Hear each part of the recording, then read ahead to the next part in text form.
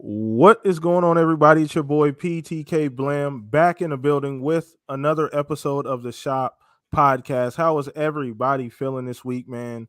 Great week of gaming. Lots of stuff going on in the community, but we got some awesome gamers here already lined up.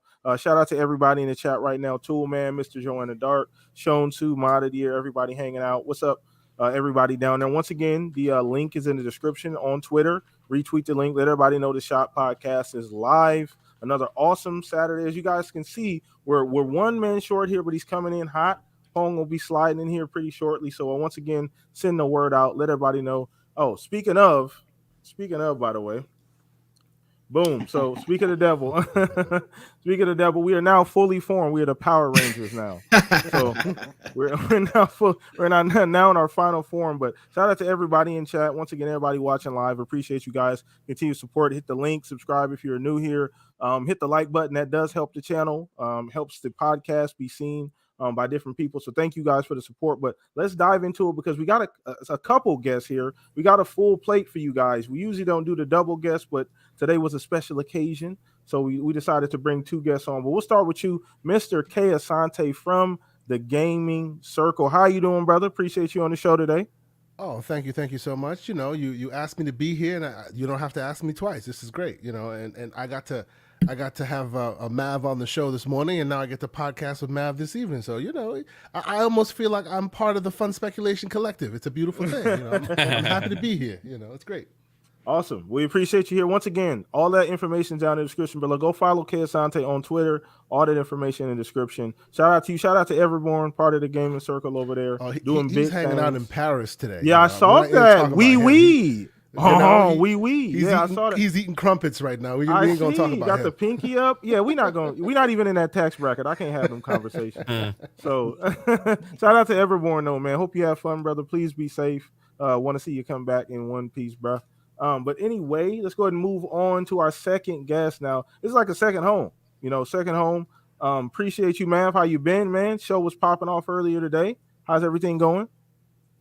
Going great, man. Yeah, we just got done with our show over Fun Speculation, the Fun Speculation Podcast, FSP, with Fuzzy was there. So, man, this is like, I've seen a lot of you guys today now. Like, started the day with K. Asante. Right. And I got to hang out with him and John Wolf earlier, and then tonight with Key and Fuzzy. Now, what a great way to finish off the night with Shop Podcast, one of the OG gaming podcasts, been around for years, with a great host, PTK Blam, and some amazing fellow brothers and Pong Soul and Fuzzy Belvedere. This is gonna be a blast. I can't wait to talk about all these awesome topics that you have lined up for us, bro. Appreciate you. And we're riding above the wave this week. So just once again, everybody, just throwing it out there. So we were talking about this pregame, but we'll get into that. Shout out to Steel Rain. I see you in the chat, man. Shout out to Ashtray Gaming. Blue, you're a fraud. Ashtray told me to tell you that. I promise you he didn't pay me. He just said, just tell you that you're a fraud. So shout out to you, Blue. Appreciate you, brother, in the chat, always showing love and support. So let's get into my two horsemen here, my sidekicks here. Mr. Fuzzy Belvedere, man, we appreciate you always hanging out on the show. You already warmed up. Once again, you fresh off of FSP with Mav. Yeah. How you doing today? Doing pretty good. And, man, some pretty cool topics today. Got some pretty cool guests on here today as well. So, man, I'm not going to take up too much time. Let's get into it. And let's dive in, man. Appreciate you, Fuzz, as always. And last but not least, coming in hot, Pong Harvey. Appreciate you, bro. How you been? Doing good, man. Busy. But this has been one heck of a week. This is the fourth show I've done with Mav this week. My God, man. I heard a lot of him. Get away from me. Right, exactly. No, man, everything's been rosy. It's great to have K. Asante here, of course, and my brother from another Mav. And it's great to see you, brothers, Fuzzy and PTK. Of course, I saw Fuzzy earlier this week as well. So, let's get down to business. We got a lot to talk about. Let's do this. Yes, let's dive in, man. Appreciate everybody in the chat. Once again, La Hellboy, Ashtray, Blue, appreciate you guys showing support. Hit the like button. If you're new here, hit the subscribe button. But we're diving right in, everybody. So poll of the week, as usual, as we start the show with the poll of the week every single Monday on my Twitter. So follow me. Everything down in the description below, man. We do the poll of the week Monday, then we talk about it here on Saturday on the Shop Podcast. Shout out to Blue, the $10 super chat. He said, "Shout out to Ashtray Fraud Gaming." Wow, he paid for that, by the way, you guys. So that means a whole lot. It means Ashtray. it's minted. Exactly. He really meant it. He really meant that. So appreciate you guys down in the chat. Shout out to Ashtray. Shout out to Blue Man. Appreciate the support, brother. So let's dive in. Poll of the week. This is actually courtesy of Fuzz. So this is actually your question, Fuzz, to be honest with you. So I was a bit stumped. Sometimes it happens. I can't really come up with the best polls all the time. So Fuzz threw me a bone this week. So poll of the week actually was, and it was actually very interesting. Wait. Hold on. You let Fuzzy do this one. You actually let Fuzzy do this. This is self-promotion by Fuzzy. Oh, yeah, you're right. Fuzzy's promoting his own predictions so that more people are aware of what he thinks. That's true. This is self-promotion. Good point. This is awful. Good point. Good point. We got to restructure that contract, Fuzz. Looks like we got to go back. I'm so sorry. I do apologize. But let's dive in here. This one was fun, though. This one was really fun. It was actually a great topic. Me and Fuzz have talked about this a little bit, so let's dive into it. But I said, now that it's confirmed GTA 6 is in development, do you think it will be the first huge AAA to implement NFTs in game? Now, I've actually stayed away from the NFT conversation a little bit, because if you don't really go into your research, then generally you end up sounding like an idiot when it comes to this like crypto stuff and the NFT. So I've kind of stayed away from it. But this is actually really interesting because realistically, if there was a game to do something like this, a GTA 6 would make the most sense with the way the game works, the way the online works. But let's go ahead and just start with our guests. We'll start with you, Mr. Asante. Do you think that this is something that GTA would do, first of all? And if they did, do you think they could get away with it? I mean, if there's any company that could get away with it, it is definitely Take-Two. And yeah, I mean, if you know what, and my opinion on it, it's not necessarily bad. It's like any other tool. It depends on how it is used. But yes, in this context, oh yeah, this is definitely going to be this. I can actually almost predict that that's how it will be implemented, unless, of course, by the time GTA 6 is actually released in 2050, the NFTs are a dirty word, which it's seeming to be 50-50 right now. But if there's even any doubt, if it's slowly becoming commonplace, even remotely, 100% you will see it in GTA 6. So I completely agree. Wow. Okay. So that wasn't even hard. Like, that was easy. So yeah, for sure. As soon as Fuzz posed the question, my first immediate thought was absolutely. Mm-hmm. If there was a game to do it and say, you know what, let's slide, and because of the way the online works, the shark cards, all these different things that they've been able to implement, I don't think like a Madden or anything would be able to get away with it, or like a 2K. Maybe they would try it. It's the same company, right? All Take-Two. Well, not Madden, but 2K is. So I mean, especially with the success of like GTA Online and how big of a deal, and this is ripe for that. I'm surprised it hasn't been implemented in GTA. They got Online the real right life GTA as well. They got the servers, the real life servers, or whatever you call them. Yep. I don't know if you guys know about that. Maybe I'm too deep in a rabbit hole here, but no. I hear you. Yep. Yeah, that's a big deal too. But I agree with you. So great question, Fuzz. Let's go ahead and throw this over to you, Mav. Where are you at on this, man? If this is a thing, if this is gonna happen, would it most likely happen in GTA 6? You think it's a good candidate for that? So this question is interesting because of one reason. The answer means I either get to agree or disagree directly with Fuzzy, because I know what his opinion is. So I'm going to, in this instant, say no. I don't think GTA 6 will be the first, and that's because that's the way the question is worded. Do I think NFTs are going to be in GTA 6 and be a huge potential part of it? Yes, I believe there's a good chance, but I don't believe it'll be the first, because guess what? We're probably still 4 or 5 years away from GTA 6, right? Good point. So for me, it's going to be a Ubisoft game.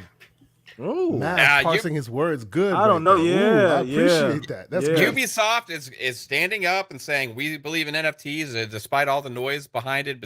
They send it to their employees even as a gift. Like even all the employees are hating it. No matter what, it seems like Ubisoft is standing their ground that we believe in the future of the NFTs within our games, and also for just period, right? So I believe that one major AAA style Ubisoft game is going to have NFTs in it. Now, I think GTA 6 it'll be probably more easily accepted because that game is so like mainstream, like to the casual audience as well, where they Yeah. don't really like read into all this other Yeah. stuff. Whereas a lot of the Ubisoft games, some of them have more passion behind the community individually for those games, right? Like Assassin's Creed comes out and it's all NFT based, then that's gonna upset Assassin's Creed fans a lot, right? Yeah. And those kind of things. So I think they're still gonna do it regardless and see how it works and try it, give it a go because I think they're being stubborn about it. Whether it's a good thing or bad thing, we'll see at the end of the day. I think it'd be a bad thing, but I think GTA 6 will have it out and nobody's gonna care. I agree. I mean, I agree. think a lot of people will care, but like the general audience won't care. They'll be like, "Oh, this Yeah. is cool. We're just gonna do Yeah. this. Oh, I get to own a house. I can. Hey, did you see that Exactly. new tennis racket I got, man? It's sick. It's the You know, perfect you don't have game. it. It's a perfect game that has a perfect community ripe for that. Because they'll Yep. implement it and it fits right in with everything You that's can put already it in going on. GTA 5 online right now, and it Exactly. would be And crazy. it would be crazy. Right? Yeah, it would go crazy. So let's not get them any ideas. They might be listening. That's a Yeah. horrible idea, by Yeah, the but way. Ubisoft, Yeah. Ubisoft, I think Okay. something. You know what the funny thing is? I did completely forget that they did come out and make that stance. They held their ground. They Yeah. sound like they're gonna die on that hill. That's gonna be the future for that game. So that's a great damn point, Mav. I'm glad you brought that up. As we throw this over to you, Fuzz, get your opinion on this. This is your question. I mean, we've talked about this party chat off air. So where you at on this? Has that shifted at all? Mav definitely makes a great point on that, and it is definitely going to be a race between Ubisoft and Take-Two with GTA as far as who's the first to put actually implement NFTs into their game. But I just see GTA being that game that's kind of built around NFTs being like a central part, almost like the way they Ubisoft did with like Breakpoint being like their microtransaction, not really loot box, but like more so like the accessories and things, which they did for the weapons in Wildlands, but they took it to like a whole new level with like the attachments and stuff like that for Breakpoint. So I voted yes because I do believe GTA will be that game, but damn. Mav definitely makes a great point. Yeah, Because I Ubisoft is forgot like, all oh, about you guys Ubisoft. just don't understand. Because they just said that they were going to do NFTs and people gave them backlash. And then they're like, oh, you guys don't understand. This is the future. And even their employees are like, can we like not do this? I will say this too. It doesn't have to be for Take-Two. It doesn't have to be GTA because remember the other report that came out with the earnings thing that they had with the slideshow that they have like 3 sequels in the works from 3 other of their franchises. So it could be like the Midnight Club that potentially could be being made by Visual Concepts as That's a a good point. multiplayer online thing. You could have like car NFTs within something like that as well. So it could still be, it still could be Take-Two, right? But not necessarily GTA 6 first. Yeah. Right. That the first thing is the whole thing that throws it off. Yeah, it's definitely going to be a race between those two publishers, between Ubisoft and Take-Two. But man, I just when they announced GTA 6, that was like the first thing that came to mind. It's like, well, they've waited this long and their stocks are a little bit on the lower side right now. So if they make a mention, their stocks go up. So it's like, I kind of get this sinking feeling it's going to be like, oh, you can have any house you see in the game as an NFT. And it's like, oh, you want this outfit? Yeah, it's an NFT, and we're only making 1,000 of them. So the first that, and I could just totally see like virtual millionaires in GTA 6 with stuff that's on like the NFT market in game, and then you can keep tabs on your NFTs via your cell phone and stuff like that. But like their mobile companion or mobile app or something like that. But man, Mav makes a good point, but I still GTA definitely will have NFTs. The first part, yeah, I may have locked it into a little box type of deal, but I think they'll be the first ones that may successfully do it without as much backlash. Because I think if Ubisoft does it, or if other games do it, they're probably going to get to the point where it'll be like a Star Wars Battlefront 2 type of backlash where they wind up pulling, some of those loot boxes and things type of deal out.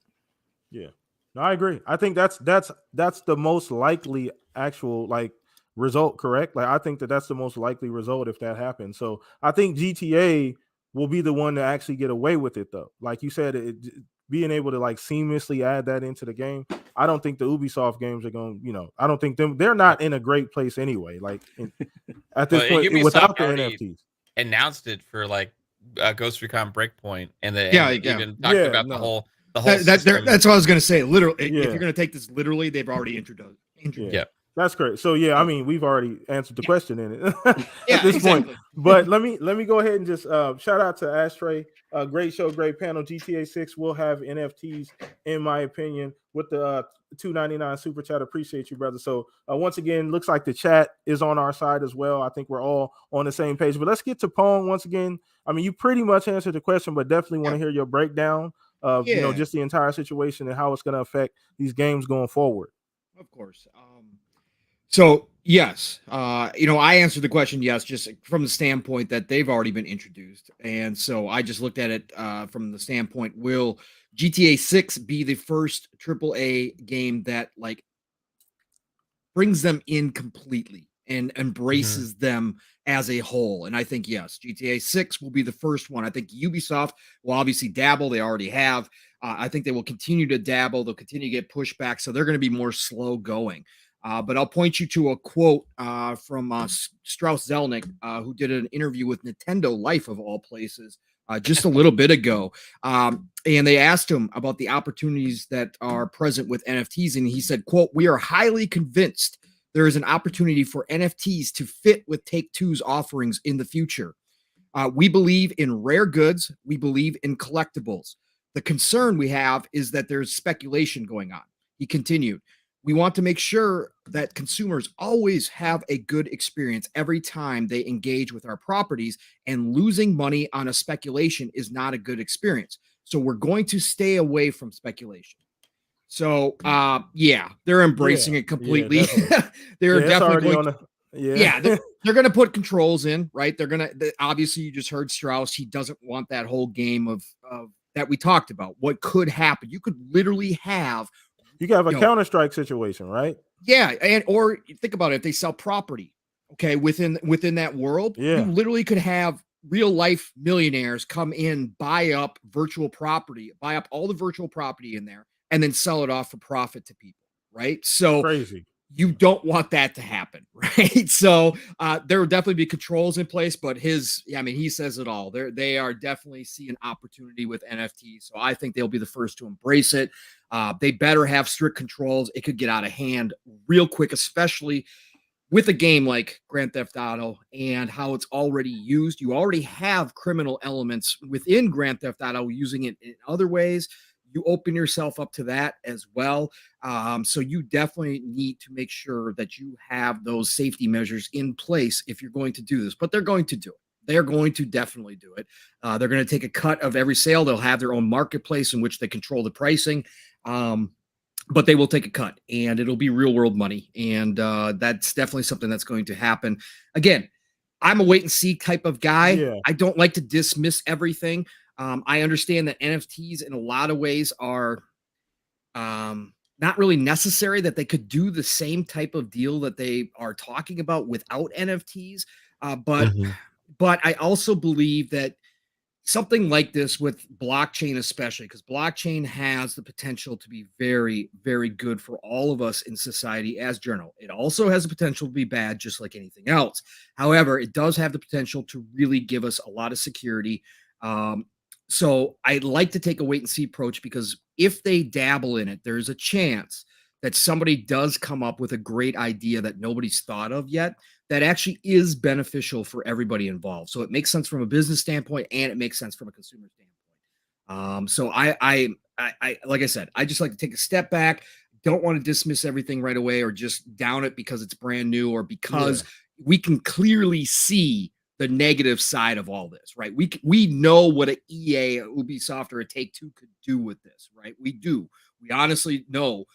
So the nefarious things that could happen, but there's also maybe the potential for something good that comes out of it that none of us are seeing right now. So that's where I'm at with it. But Take-Two, they're all in. They're all in. Awesome. Strauss is going to do it. For sure. For sure. So I'm glad to hear that we're all on the same page. Great points, great breakdown. So great warm up topic chat. Appreciate everybody here. Z Black Rider only on Xbox. Let Hellboy. Appreciate you guys dropping some love. Hit the like button if you're new here. Subscribe. Appreciate the support, man. So we're moving on to the next topic. And this is a bit of a spicy one. Bit spicy.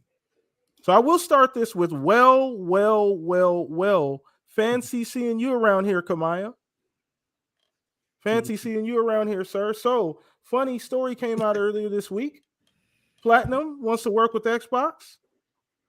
I mean, that's a bit of a. I wouldn't say it's a surprise considering their financial situation and things that have gone on, but I do want to get the panel's perspective on this because it caught me a little bit off guard. Caught me a little bit off guard considering the situation, and I'm sure my colleagues here, if you're not familiar with that, what happened between the two companies and with Scalebound and that whole situation, I'm sure somebody will break it down here. But we'll start with you, Kay. So one, your initial reaction to this. Two, just where you at on the future of this as even a possibility.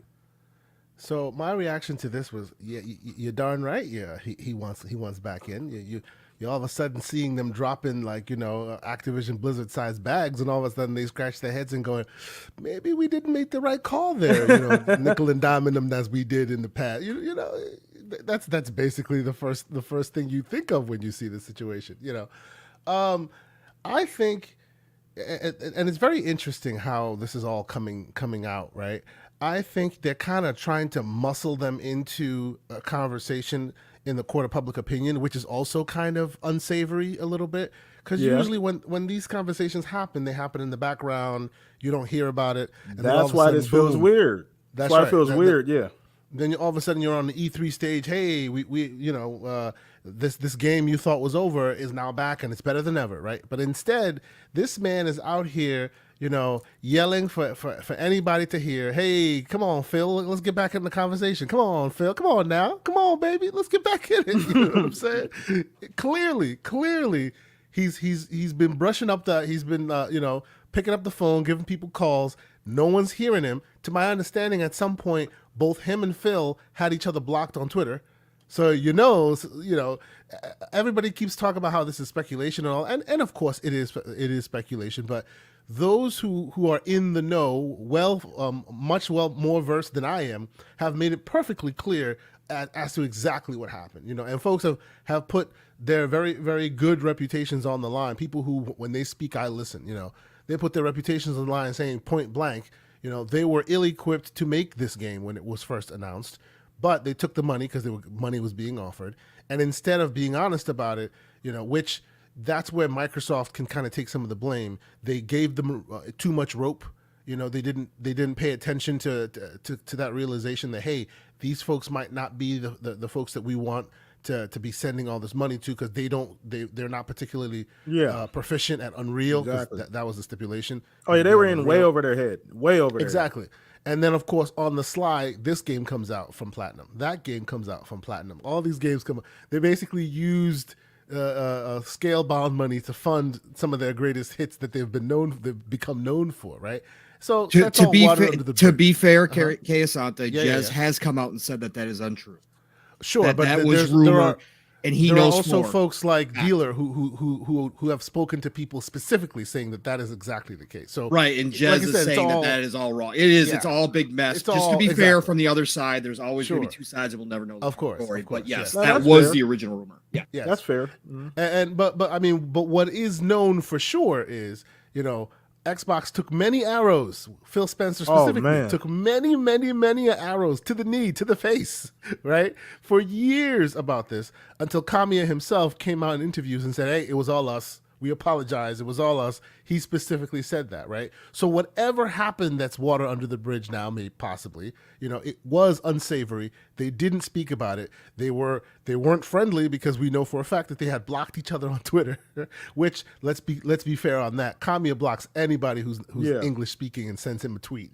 You're getting blocked. If you want to get blocked by Kamiya, join the group. Send him an English speaking tweet. He'll block you. That's just what he does. Maybe not now that he's trying to be more friendly, but that is his way. Everybody has that is well known in the environment that's what he does. But at some point, he came out and had that mea culpa. he came out and spoke about it in public, and ever since then he's been on this public tour, if you will, trying to get Microsoft and Phil specifically back into the conversation to possibly do Scalebound. I honestly, I mean, I hear all sides of it, and no one's really wrong about it as far as what should be done now. Some folks will say, hey, look, if Microsoft wants to do it, let them do it. I'm not spending their money. Let them do what they got to do, right? Maybe it turns into something, right? I know some folks who've said that, and I think that's a very good point, right? Business is business. It's not about feelings hurt or whatever, right?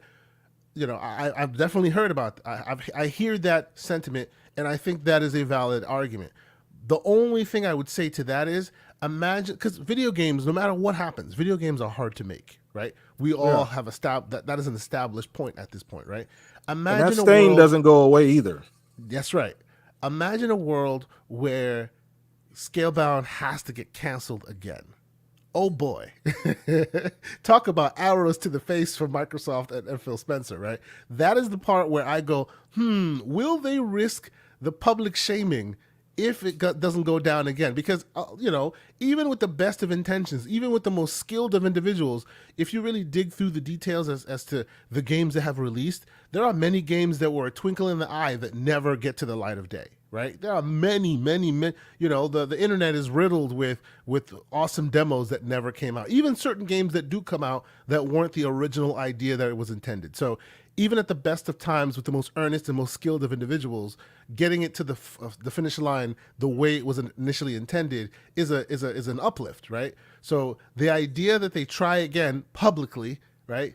Public facing, hey, we're giving it another shot. And then again, it potentially gets delayed. That would be a very, very shameful moment for the company that is Xbox, that is Microsoft Gaming at this point. So this is going to be done in a bunker. They're going to do this in a bunker.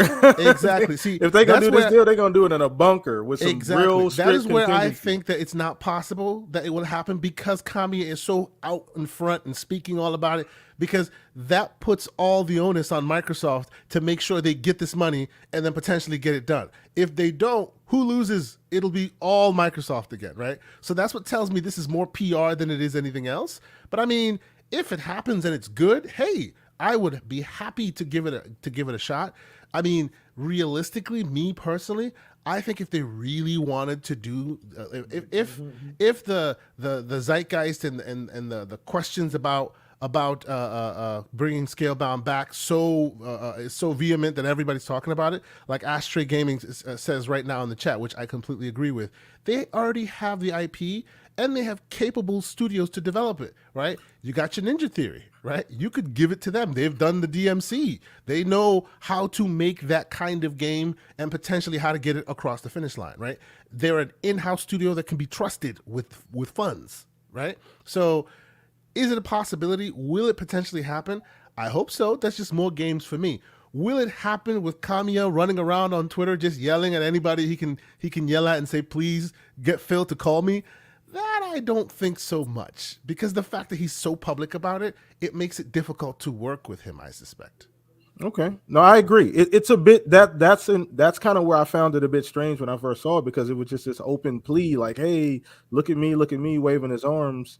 So it was a bit odd, because generally these things are done. One last quick point. Phil Spencer has actually come out and said, and this was a long time ago interview where he did with Ryan McCaffrey, where he said, most of the time when you hear or see something in social media about us or about a potential idea or potential opportunity, we've already either heard about it or spoken about it, and there's a reason why you're now hearing about it. Meaning, if the opportunity was fruitful and they could do something about it, it would be action that you'd never hear about it until it's done. So by the time you hear about it, it means we've thought about it, come to a conclusion, or we've tried it and it failed. Exactly. Bingo. There's a lot of R&D in between idea and production. So let's go ahead and throw this over to you, Mav, because once again, this is a very, very, very, very interesting topic here. Just kind of out of nowhere, man. Like it does look a bit odd, looks a bit thirsty, as they say nowadays. But once again, I know you said, I know you made a great point in the chat. just about their state. Platinum has dropped some successful games with Nier Automata, Astral Chain, so they have had some success as an independent studio, but this is a bit odd considering the way that whole relationship ended, years ago. So go ahead, man. It's on you, brother. Yeah, I mean, so Kazante brings up a lot of great points as far as like the last aspect where you're touching on the not hearing about things. This is a very different scenario because usually you don't have a developer that from an independent studio reaching out there on social media or on an interview addressing the publisher, asking publicly for a game to get made, right? So it's like a very strange situation. Like it is come across very like, okay, that's just weird. We don't want anything to do with you, right? That's how it comes across. However, like regardless of all of that, I look at a couple things, right? Um, First off, we don't know 100% what happened, right? Good Regardless of any point. Good rumors point. out there in the past, we don't 100% know what exactly happened. There's been a lot of smoke and fire. Jez has come out and said some other things that kind of like contradict some things that has been rumored for years. And then also, part of that was that there was those NDAs that made them not be able to potentially speak about what happened for years, then allowing Microsoft to take the blame. And as soon as those potential NDAs are up, that's when they potentially come out and say what happened. And also, you got to look at this. What was the main thing that was always talked about with Kamiya involving Scalebound is that was his dream project, like something he always wanted to create, like his Yeah. in his mind, his dream game. Now that belongs to Xbox and he can't work on it. So I could understand like as a creator potentially being desperate, right? Like, oh, I love this thing. I gotta find a way to get it, and they're not talking to me and all this stuff. So just putting a hint out there a little bit, hoping it gets to Phil. Maybe that was their intention and why it came across so weird. But looking at should they do it? Should Xbox do it? Should Yeah. put That's a all this whole stuff different behind you. question. Put all this stuff behind you, right? Like we're in think about it from the perspective of today, the past of the past. This game is not the only game that Xbox has canceled, right? You can say they stole Xbox's money, all this stuff, but like there's other projects in the past as well where developers haven't met timelines, deadlines, all of these different things where Xbox has had to cancel games. Some of them we probably never even heard of, right? And this one was brought to the limelight because it was huge for them. They marketed it really heavily, and it was a huge disappointment for us, the fans.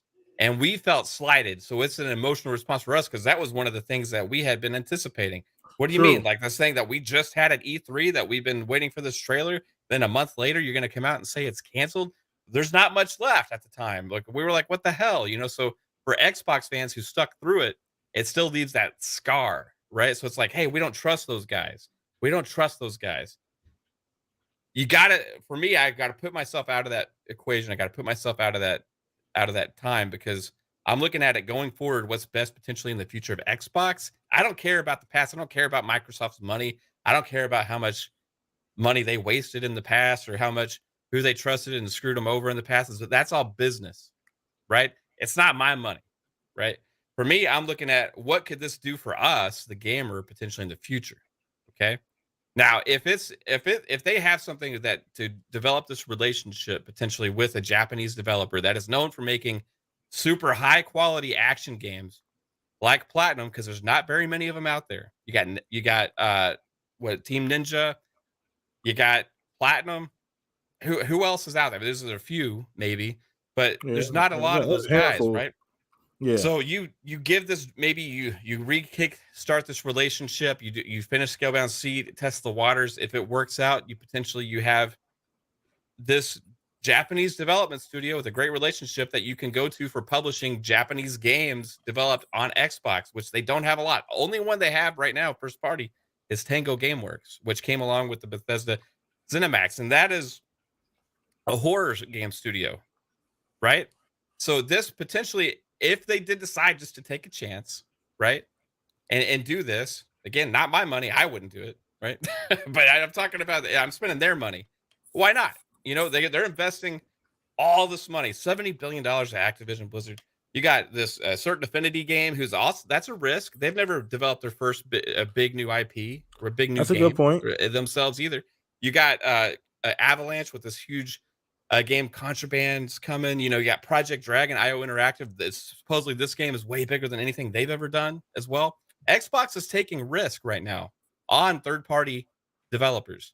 So why not just say, hey, screw it. They screwed us over. We wasted our money. Let's give them another chance and see if we can't develop a relationship with a Japanese studio, because there's not a lot of those crawling to Xbox begging to work with them that have a proven track record of making really great games, right? So I say give it a shot, and then maybe in the future we'll get some of these other games as well that they make, the Astral Chain type games, the Nier Automata type games that you can have published or bring into Game Pass day one on the platform. That's what my hope would be if they did decide to go forward with this. So I say yes. Why not? Not my money. Okay. Let's I get give it. a go. And I love this. I love this space that you're in, man. You're in a very forgiving mood. I get it. I mean, we're the bitter X. They didn't right? waste my money. If they wasted my money, I'd say hell no, screw you, man. Get out. No. Get out of here. PTK, I'm sorry, but I have to just call this out. Shinjo Elite says it's like taking a chick back who caught you caught with all the neighbors. That is amazing. Well, once again, we're speculating here. We don't know. There's still a lot going on that we obviously haven't been made aware of yet, as far as like exactly what happened with that situation. But I want to bring up a great point that Mav made, and I think one quote can, yesterday's price is not today's price. This Xbox is in a completely different spot than the Xbox when that happened. I don't remember what year that was. That was what, 2015, something like that. That was in the darkest of the darkest days. Darkest of days. Xbox Yeah, we don't even shit that we cut out the history books. We don't even talk about that period of time. Yeah, those years don't exist. But it was in a very, very dark place. But yeah, it's very, very interesting that you brought that up, because it does make sense for the future where they're going. It makes sense because obviously Game Pass was not even a thought at that point. Maybe it was, but Game Pass wasn't really, implemented. It wasn't something that they were even thinking about doing at that point in time. And now it's the driving engine behind the entire platform. So, with that being the difference, it would make sense to entertain that idea. Okay, well, let's go back to the drawing board, see what can come of this. Maybe not. I don't know. Because listen, I like Scalebound, but I can't say that I'd be thrilled with them going back just to do that. I prefer a new idea. That's just me. I don't know how you guys feel about that. Maybe that could be something that comes out of this, right? It could be. Who knows? It could be. Hey, they made an amazing Transformers game. Transformers Devastation was awesome. They did. Games. You're right. You're right. And now they got the IPs. Well, once things settle in. So, but anyway. But yeah, so it makes sense going forward, man. It really does. And KSante as well. It makes complete sense for where the platform is going. But we'll go ahead and throw this over to you, Pong. Get your opinion on this. This is kind of spicy, man. Once again, I know, Pong, you're I'm really interested to see where you're at on this, because my head says one thing, but I feel like you're gonna go the complete opposite direction. But where are you at on this, Pong? Well, Mav took all my points because, again, Mav and I talk too much about this stuff. So this is what happens. No, we're in the same mindset here. Look, everybody, this past week really has shown to me how jaded a lot of gamers are. Oh, man, it's crazy. How personally emotional people really are about this stuff. Look, this is not like taking your chick back, okay? This has got nothing like that. This is business, okay? This is business. And again, yes, there are times in business where somebody does you wrong and you never do business with them again. Okay? Absolutely. But from everything we've heard, and we'll never know the full story here, ever. Only Phil and Camilla and a couple other people will obviously know what really happened. But one thing we can kind of take from all of the stuff that we've heard is that it was not just one-sided, right? That there was fault on both sides. And so for me, at that point, no matter what's happened in the past, like you just got done saying, PTK, Xbox and Mav did as well. Xbox is in a totally different position right now. This is a total different world. This is a brand new Xbox. That years ago, almost 7 years ago. They were in survival mode at that point. They were in survival mode, right? Platinum's a different company at this point, right? So Camilla is his own personality. And he has a lot of he's got a lot of enemies online because he likes to block everybody. He said some not not so nice things online Yeah. as well, right? Mhm. So he's one of those eccentric, really out there guys with a giant ego. And so you got to, that's part of this too. He's not a likable guy at all times. Okay. Let's put it that way. So you got to kind of put that aside as well. But both of them have gone through tremendous things over the past 7 years, especially Xbox side of things. If you're going to go do something like this is the time to do it right now, because you're not reliant upon Scalebound to be the next big thing. Bingo. Like they were back then. You're not reliant on Scalebound to be the next big Game Pass drop. You're going to have about a dozen other ones showing up, right? Yep. So this is when you do something like this. Now, from Platinum side of things, I think that everybody's kind of hit it on the head here. This was their baby. This was Kamiya's baby. They said they wanted to do this for a long time, and that's why they agreed to the Unreal Engine with Microsoft to get that funding, because this was one of his dream projects. Here's the deal. You let that creator get back to his baby again, and you let him give him a second chance. I guarantee you this time you're going to get the A game out of these guys. Okay, no matter what, you're going to get the A team Platinum that we've seen create some freaking amazing experiences. Near Automata was awesome. Correct. And I think that's what you do here is you let this creator get back to his baby. Obviously, we're talking about a contract that's going to be filled with stipulations. You can have all the different types of writing in there. They're going to have to hit their marks when it comes to certain points in development. Again, you can write that lock tight kind of contract down so that there is no funny business anymore, right? But at the same time, I think this time around, if you give them a second chance, I think they show up for you. And who does not like a redemption story? I love redemption stories. So let them come in, see what they can do. Again, it's not needed. It's not like you're scrambling around for content. Okay, you got plenty of content. So you let these guys do it under heavy stipulations and see what they come up with. And honestly, you could have the next big Platinum game exclusive to your console on Game Pass. And worst case scenario, it doesn't do very well, or it doesn't turn out right. Oh, well, everybody's going to move on from it. But at the end of the day, people are going to look at Xbox and say, hey, you gave them a second chance. And over in Japan, with where Phil's trying to make inroads, for him to give a developer like Platinum a second chance, that's not going to go unnoticed over there. There are going to be companies who say that was a pretty good thing that Phil just did, right? No matter how it turns out. And it shows that you're interested in actually working with the people over there, and that would go a long ways in stuff that we'll never see, right? Just in conversations and business deals, that kind of stuff. When Phil walks into that next room, even if it's not with Platinum, but it's with somebody else, a Japanese developer, they're going to know, because that's a small world over there. It's not a big world. There's, those Japanese developers are tight. So they're going to know in the back of their skull that Phil gave Platinum and Kamiya a second chance. And if it turns out, like I said, to be the next big Platinum game, bro, now you got Platinum as a developer who will continue to want to work with you. And that's a huge deal. Then you get a second game. Maybe you go to Kamiya at that time and say, hey, I'll let you get back to your baby. It's gone great. Fantastic work. Selling like hotcakes. Game Pass is loving it. What about that Transformers game? You want to go back to that now? Let's go do that, right? You got any other ideas like Bayonetta? Since we can't get Bayonetta, Nintendo locked that down. You got a character just like Bayonetta. You want to do another action game like that? Bring it over to Xbox? Let's do that. That's what you do. And I think at the end of the day, Xbox in the position that they're in right now, from a position of power at this point, a position of a company that is on the rise dramatically over where they were back then, you can make this kind of deal happen. And at the end of the day, come out looking like looking even more shiny at the end of the day if you do something like this. And you can look like the big coming up Xbox, company that you are, reaching down and saying, you know what, Platinum, we were both in a low spot. You didn't do very well with this, but you know what? We're going to reach our hand down. We're going to pull you on up. Come on up. Let's make a game together again. Let's do this. And I think that would go a long way in a lot of different areas. So I'm all for this. I liked what I saw on Scalebound. All these people out here going, nobody was hyped for Scalebound. Nobody. You stop.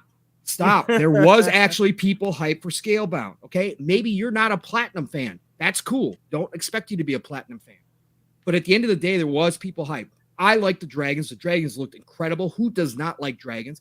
And I like the Eastern flair that title brought. Everybody was like, oh, he's got headphones on riding around a dragon. Yeah, that's that crazy, awesome, weird, wild Japanese style that I absolutely adore, that we're missing on Xbox, that Phil has been wanting to get over here. That game was not made necessarily specifically for Western audiences. That was going to be a game that was going to push Xbox over there in the East, especially. And if a bunch of people in the West loved it, great. But it was made with that Eastern flavor for a reason. And we still don't have enough of those games on Xbox. Bring it back, Phil. Bring it home. He's over there right now. That's why I think all of this is kind of drumming up, because he's supposedly over there right now. And I think Kamiya is taking advantage of that and probably wants to get a one-on-one meeting with him. So he's trying to drum up interest online. Is it a little strange? Of course it's a little strange, but at the end of the day, I understand it. He's trying to get that word out there again, because he knows Phil pays attention to social media. He knows Phil knows what's going on with gamers. It's not like Jim Ryan, where you're trying to get Jim Ryan's attention on Twitter, which will never happen. You can get Phil's attention on Twitter by drumming this up again, because Phil's going to see all the articles and see all the people talking about Scalebound again. Scalebound was trending at one point on Twitter. Look, Phil notices that, so that's all he's trying to do. It's part business. He's kind of bending the knee. He's going into begging. He's showing he's not too big to beg, right? So not too proud to beg, like the old TLC song. So you know what? Do it. Make it happen. Let's get it. Scalebound's ready. It's time. Awesome. So I like that. There was a lot there, man. So there's a lot of people on both sides of the fence. This is very, very interesting to see people split down the middle on this, because, like you said, this is something that Xbox does not have. It fills a gap. You know, it is an established Eastern publisher. They don't really have, I mean, they have relationships with some, but, you know, obviously they're still trying to build in that area. So it is an area of need. So it does make sense. But let's go ahead and throw this over to you, Fuzz. Get your opinion before we switch topics here, man. So where are you at on this? We've been beating this drum for a little while. It's interesting. We didn't think that their interaction would happen again in this way, right? I couldn't have, saw this coming.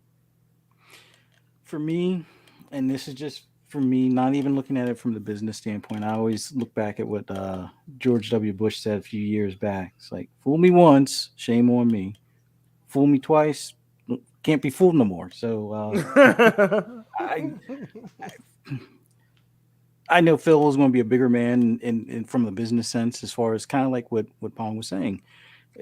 This would potentially be a huge deal for that region that they're trying to make more of a splash in. But I don't know. It's just, when you have a bad experience with the guy that clears or repairs your roof on your house, or repaves your driveway, if you have a crappy experience with that, are you going to go back to them? Probably not. But that's kind of how I look at it. But then again, that's for Fuzzy, personal life as opposed to business. But Fuzzy, if he comes knocking on your door and says, "Hey, I know I really screwed up. Let me fix it and make it up to you," you're going to turn him down? For me, personal. It's still one of those where I would probably be like, get the F off my property. But yeah, all right, fair enough. I understand the business proposition from it, because like you said, that's a region that they need to make a bigger or have a bigger presence in, and it makes perfect sense to give them that second chance. And giving a second chance is huge, especially when you look at the home team, Sony being there, and they've kind of changed the X and O thing as far as the yes and no on their controller, so it's more of like a Western style setup as opposed to what they've had for decades as far as their controller setup. Really so even though that may not be as big of a turn off for that region, but having this American company willing to work again, despite what may have gone down or gone south before, would be a good look overall for the future, and probably open the door where it wasn't even, people weren't even answering. They cut the lights out kind of thing when Phil came around before. They might actually open up the door this time, type of deal. So it's hard for me to separate the personal, because I even, like, when I did business things, it was kind of a similar deal where I would look at it from the personal standpoint, unless it was ultimately a too good of a deal to pass up. Like, hey, I know people buy this even though we're going to get a high amount of returns on this type of thing. But at the end of the day, they're going to, take those returns back and give us credit for it towards that's when it's like, all right, I'll bend the knee. But if it's like, oh yeah, these guys like fried our machines last time, or broke our website, or whatever the case may be, it's like, I'm not having that meeting with the owner about don't F with my money type of thing again. So yeah, no, it's my standpoint may not be the best business outlook on it. I would kind of, I might play the role like, oh yeah, we're in talks, and then if it goes south, it goes south.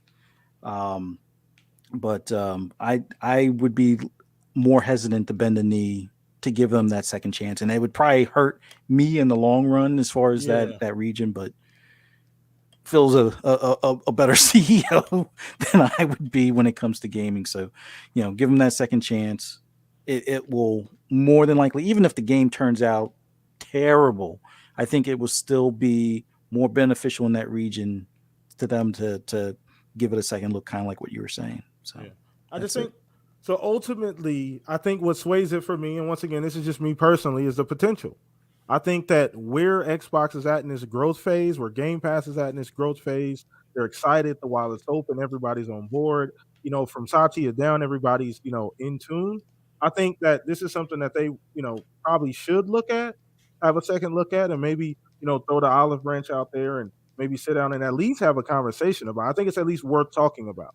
Is basically what I'm saying. Now, will we get a game out of this? That remains to be seen. But I do hope they actually do at least have a conversation and really, maybe put some action behind this, because the potential is there. I mean, they make good games. The games that they're able to finish, yeah, they are using other people's money, but the games that do get done tend to be very, well received games and highly polished. So let's go ahead and move on to the next topic. But the chat was definitely split on that one, so it was a lot of people on both sides. So next topic, we're actually perfect segue, and Fuzz, you just got done talking about Fields, but we're gonna throw a little love here because I know, and once again, I'm just gonna address this right now. The Xbox community this week has been a mess. All right, it's been a mess. It's been a big mess.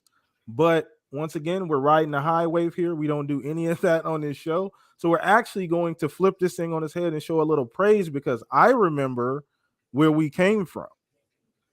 So I remember 2013. Do you remember, Asante? You remember 2013? I'm sure you remember. Of course. Oh yeah, I'm sure. So we're gonna make sure we do this the right way, and we're gonna talk a little bit about Big Phil. Talk a little bit about Phil Spencer. He is going to receive a Lifetime Achievement Award here at the DICE Awards. I think it's on the 24th of this month. So I want to make sure we give this man his proper credit, because, like I said, I remember where this thing came from. I remember how this all kind of started out, and the way this looked at the beginning. I could have never predicted we'd be at this point. I don't think anybody on this panel, when you really go back to how it felt around that period of time, could have thought we'd be Xbox Xbox would be at this point in time. So where you at on this, Asante, as far as Phil getting the award, what he means to Xbox, your personal opinion on, just Phil? No, I think it's a very well deserved award. I think Mr. Boomstick brought this topic up, and I said similar. I honestly think that and some people may look at that and go, oh, I mean, what did he really do? As a leader, you can always see it. He's one of those people who was perfectly positioned to be in this position. They couldn't have chosen a better individual to be in the position he is in now. You can say he single-handedly saved that Facts. sector. And that's that's not hyperbole either, by the way. Yeah, single-handedly, because when he was put into position, it was a Titanic and it was literally sinking, and he somehow was able to navigate around the icebergs. He literally did that, right?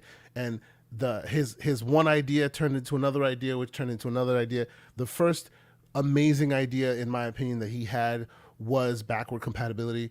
They had already solved that problem with virtualization, so they were doing very interesting things there.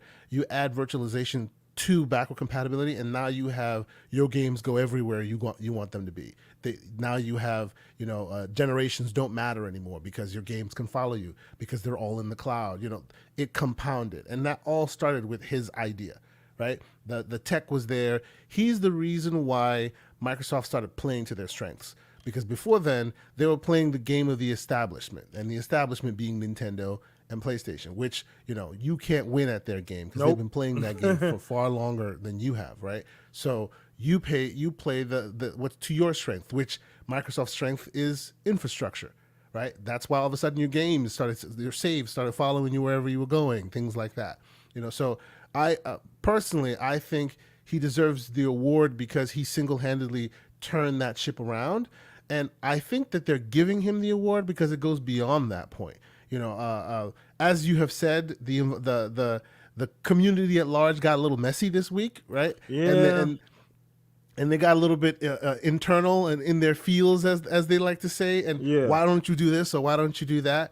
It is very, very cognizant to those around him, right? People talk about whatever they want to, but they recognize that of all of the power players, right, all of them, Phil Spencer is the most powerful of them all, because they know he controls the $2 trillion war chest. And if he wanted to, he could be very malicious and ruthless and aggressive because he has the resources to do so. But somehow, some way, every move they make, even though it's shrewd and it's business, we all see it, it is business, they didn't have to make the adaptive controller compatible with all consoles. They could have made it solely an Xbox thing, right? It has an Xbox logo on it, but people on the Switch can use it. People on a PlayStation can use it, right? They paid. Now people see that and they take a cynical view, going, "Well, they just needed the PR." Sure, they did, right? But they paid like Super Bowl type money to advertise that thing, so that it would be known that, hey, if you are a person with disabilities, this is for you, and you don't even have to own an Xbox console to be able to use it. Exactly. Things like that, right? And there are many more examples where even Game Pass, right, which is their bread and butter, right? If you look at it from, 10-year-old Kei Asante who could barely afford a console, so he was hacking things left and right to try and get games played. If 10-year-old Kei Asante had a console where if somebody was kind enough to pay a subscription, a low monthly subscription, give you access to all these things, it is mind-blowing what has happened under his watch, right?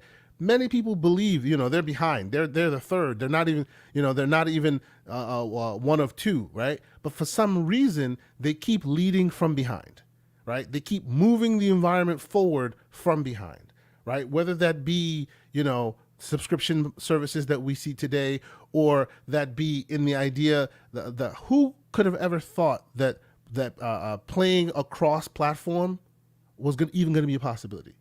Who even thought that was going to be the narrative moving forward? Because for a long time, the established narrative was, hey, this is our walled garden. We're not going anywhere else, right? You want to play? Here's where you play.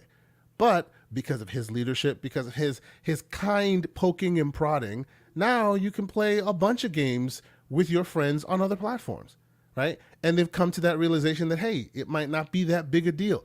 And all of that is due to his leadership, right? All of that is due to his leadership. And it's not just all the good stuff he's done, it's also the bad stuff.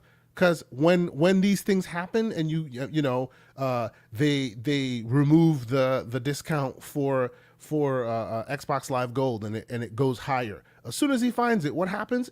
The buck stops with me, right? He'll come out, he'll mea culpa, which is what a leader is supposed to do, right?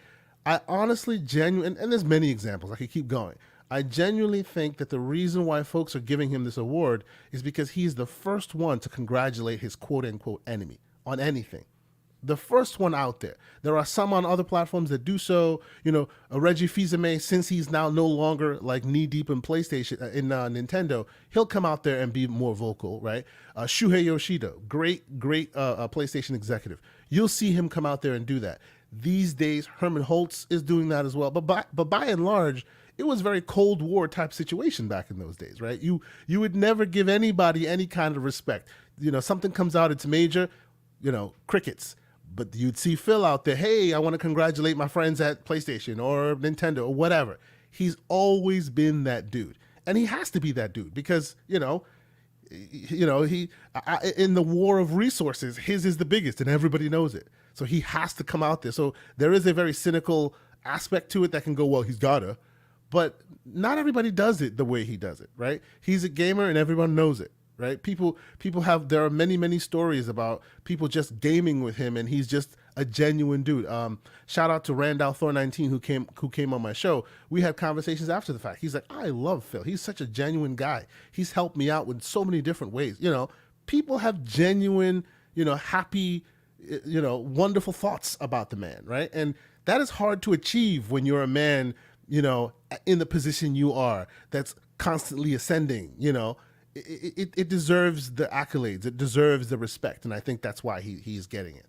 Awesome. And I don't think there could be a more eloquent breakdown. So, and once again, this is all in jest, because I think, any level-headed gamer ultimately, and it's funny because, and you mentioned this earlier about that, the Cold War that used to be played between these companies, but genuinely, even on the other side of the fence with PlayStation and Nintendo, a lot of their fans do respect Phil quite a bit. Mm-hmm. And they're very vocal about it. So it shows you the universal way people feel about him, and people recognize the way he does business. And generally everything he does is looking at the larger picture, and games and customers are always the first thing that seems to be the focus of every move that he makes. So let's go ahead and get this over to you, Mav. Get your opinion on just Phil once again, just getting the award and what he's really meant to Xbox. And Kei Asante, you already highlighted, he literally, him and Satya had a conversation, and had that conversation not gone the way it went, we probably wouldn't have Xbox at all, or in the shape that it currently is in. So that's a big deal. But go ahead, man. Yeah, I just think more than just Xbox, though. It's like he's pretty much one of the most responsible people for ushering in the future of how we're going to be enjoying our games, right? And doing so in a very just honest approach as well, and being very transparent, taking criticism where it's due, and being forward facing with that as well. But yeah, if you look at when he retires, will there be another executive in this modern era of gaming that's had as big of an impact on the business model of gaming and transforming it? I don't know. That's tough. He's done a There, lot in a very short period of time. I mean, like, subscription model gaming yeah, with ushering in game like Game Pass, creating that service, cloud infrastructure for gaming on multiple devices. These are all landmark things created under his. the acquisitions under his watch. Yeah, so pretty much he's leaving in his wake when he finally decides to step down and retire. A trail that he's blazed, right? Like he's been a trailblazer of changing the landscape of gaming. So it's just a fact. Whether you're a PlayStation guy and you're like, I don't like Game Pass or all this stuff, doesn't matter. Like he has seen the future of where it's headed. He's gotten out in front of it before anybody else, and he's led Microsoft at convinced them to use their resources to make this possible. And who's benefited from it? Us, right? We've benefited from it, right? Microsoft in the long term will also benefit from it. But I mean, at the end of the day, I mean, you just look at this guy who's really a gamer, who really cares about the industry that he is pushing forward. That's not a lie. It's not a facade. He plays games. I mean, he has meetings in games, Yeah, right? Like they just these talked are all about that. things. Like he's a gamer. The dude's he's one of us that somehow has stuck with Microsoft for so long, being a lifer there, that he has learned and how to be this great businessman and also be the leader of now CEO of Microsoft Gaming, right? Again, convincing Microsoft, this company, if you've seen those documentaries, right? Like where they came from Lord with have gaming, mercy. this huge juggernaut of Microsoft to make gaming a focal point and center of their business model from where they were. It's insane. So yeah, just for everything is done for gaming, not just Xbox. Several years later, we'll look at this and be like, this is where it all started. And guess what? There was one person really pushing it forward more than anybody else, and that was Phil Spencer. So I think this is um, just one of many things that he will be recognized for in the years to come. Awesome. And shout out to Big Phil, man, doing big things at Xbox. And I mean, I think the funny thing is, Mav, I don't know if you could, maybe you and Asante could follow me up here, but I don't know about you, but I felt it right away. Like, I don't know if it's like when he first, I remember him doing that first interview with Major Nelson standing in like Xbox Mhm. headquarters in the hallway. And like they were in like a lobby, I think it was that first interview after he had been named, head of Xbox at that point in time. Yeah. I felt it right away. It felt like he was calm, he was cool, he looked good, he looked like he was rested, didn't look like he was stressed out. Look like everything was gonna be fine, and then over time you got the sense more and more that this guy actually knows what the hell he's doing. He's actually able to navigate these rough waters that were Xbox in that period of time, because they were in a very, very, very, Mm. very, very, very bad spot. Like the Yeah. brand was about as bad as it could get for Xbox. That was right down there with the red ring of death. Yep. Yeah, he So, was dealt a losing oh company at yeah, the time. yeah, He was they dropped it. dealt a losing hand that he had to figure out how to get himself out of, and the company, and all of for gamers, right? Yeah, This was a thing that was a challenge for him that he undertook, knowing it was going to be rough, and it took years, right? I mean, yeah, he had to get the obstacles became even larger for years after he began his role. And I yeah. do remember right after he took charge, and he did interviews. I remember him like doing podcasts and stuff like this, and it was like, "Hey, okay, I like this guy. He's actually a gamer. Like Yeah. he's just straightforward. He admits the things that went wrong. He's just being front facing about it. He's telling us what they're gonna do. And remember his first E3 as head of Xbox, right? He came on stage and he's like, "This is what we're gonna do. We're gonna regain the gamers' trust. We're going to Get the rebuild our power first narrative party back. Get the studio. We're power gonna narrative.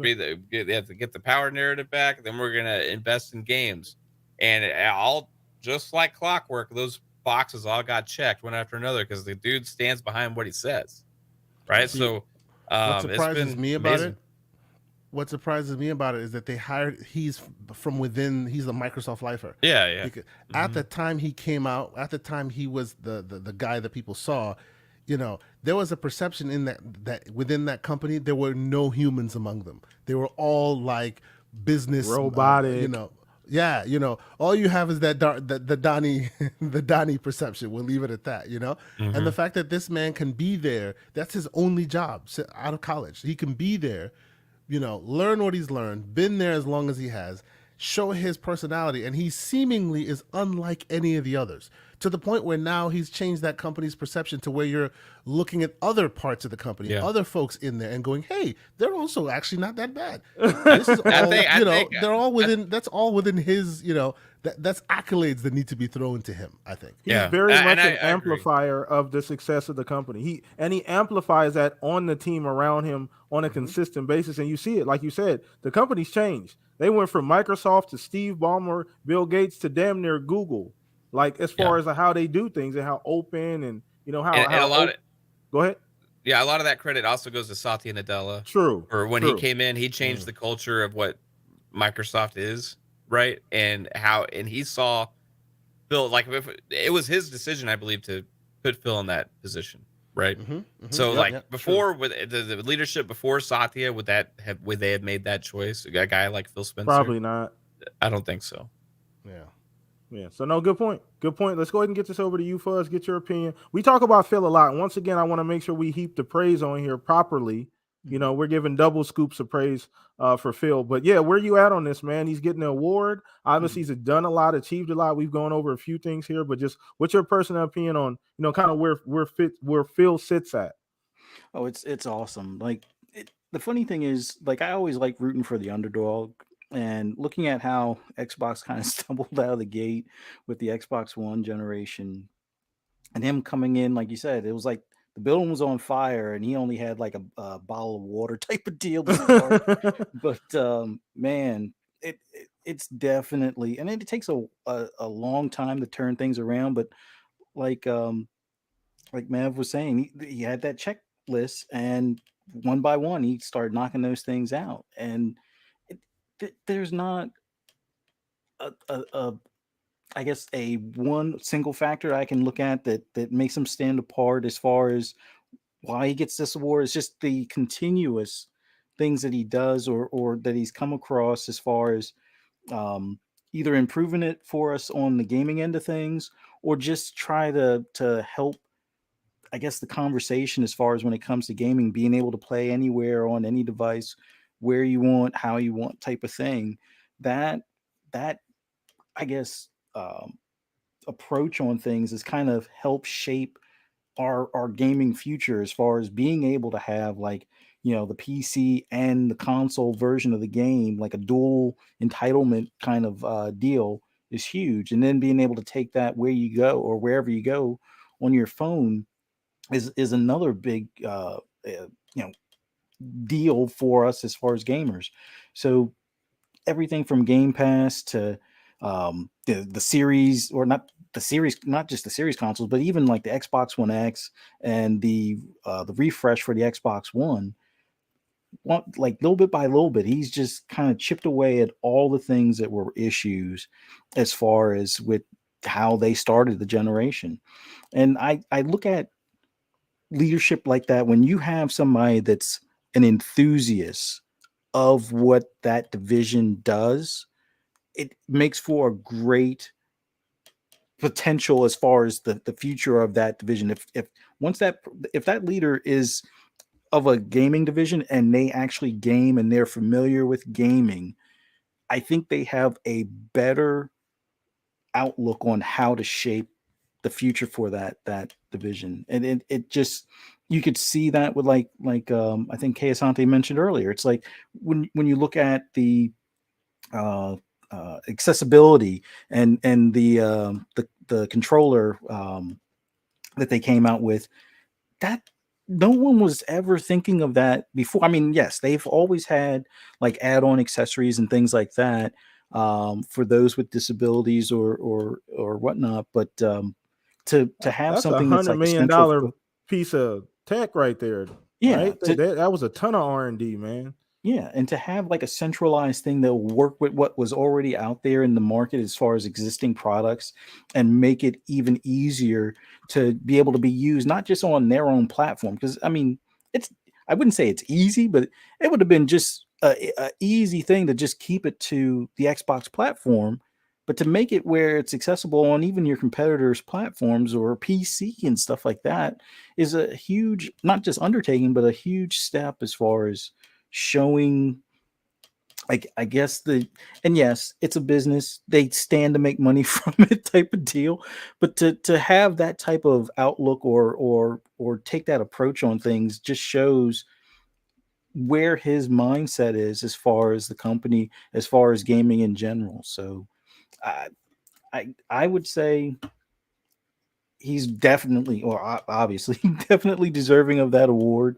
And yes, there will be the people out there that are throwing arrows at him now for, the Call of Duty thing, but we're not going to go into that. And then there's those that are like, oh, VR, what about that with the series or the Xbox One X and stuff? And I totally understand. Not everybody is going to say everything or get everything right, or be able to pull off everything that they attempt. But man, if he was a politician, we'd be talking about trying to keep him for like 4 terms type of deal. Because you very rarely do you get somebody that at least, if not from the attempts, but able to not just implement or execute what they set to do, or what they say they are going to do, and have it turn out either equal to or better than what was anticipated, type of deal. So yeah, him winning this award, he deserves all the flowers on that and all the praise. For, I think somebody in the chat was asking earlier, do you think if he was genuinely saying those types of things? I've never met the man or talked to him personally, but it just seems like it's more than just like a business fair type of thing. Like, you could tell some of the interactions, like with Yoshida and a few other devs and people in the industry, that it's like you could tell some of the conversation. He games with them on either their platform or they game with him on the Xbox platform or whatever the case is, you can tell from some of the interaction that it is kind of genuine. It's like, yeah, like next time when we're on Destiny or next time when we're on this game type of thing. So I get that sense that he's not just doing it for the PR or for the visual aspect of it. I think a lot of it is who he is or part of he's he's not looking at it as they're the enemy, because like usually when you're in a business like that, yeah, there's some friendly competition, but you're going to the same meetings, you're at the same events, you're probably having dinners at the same restaurant, so you're not going to be always looking to throw spikes and arrows at the other side. So I don't know. I'm glad that he was the one that they called up after Donnie D decided to exit Drop the stage baby left off at and the whatnot. door and take off. Yeah.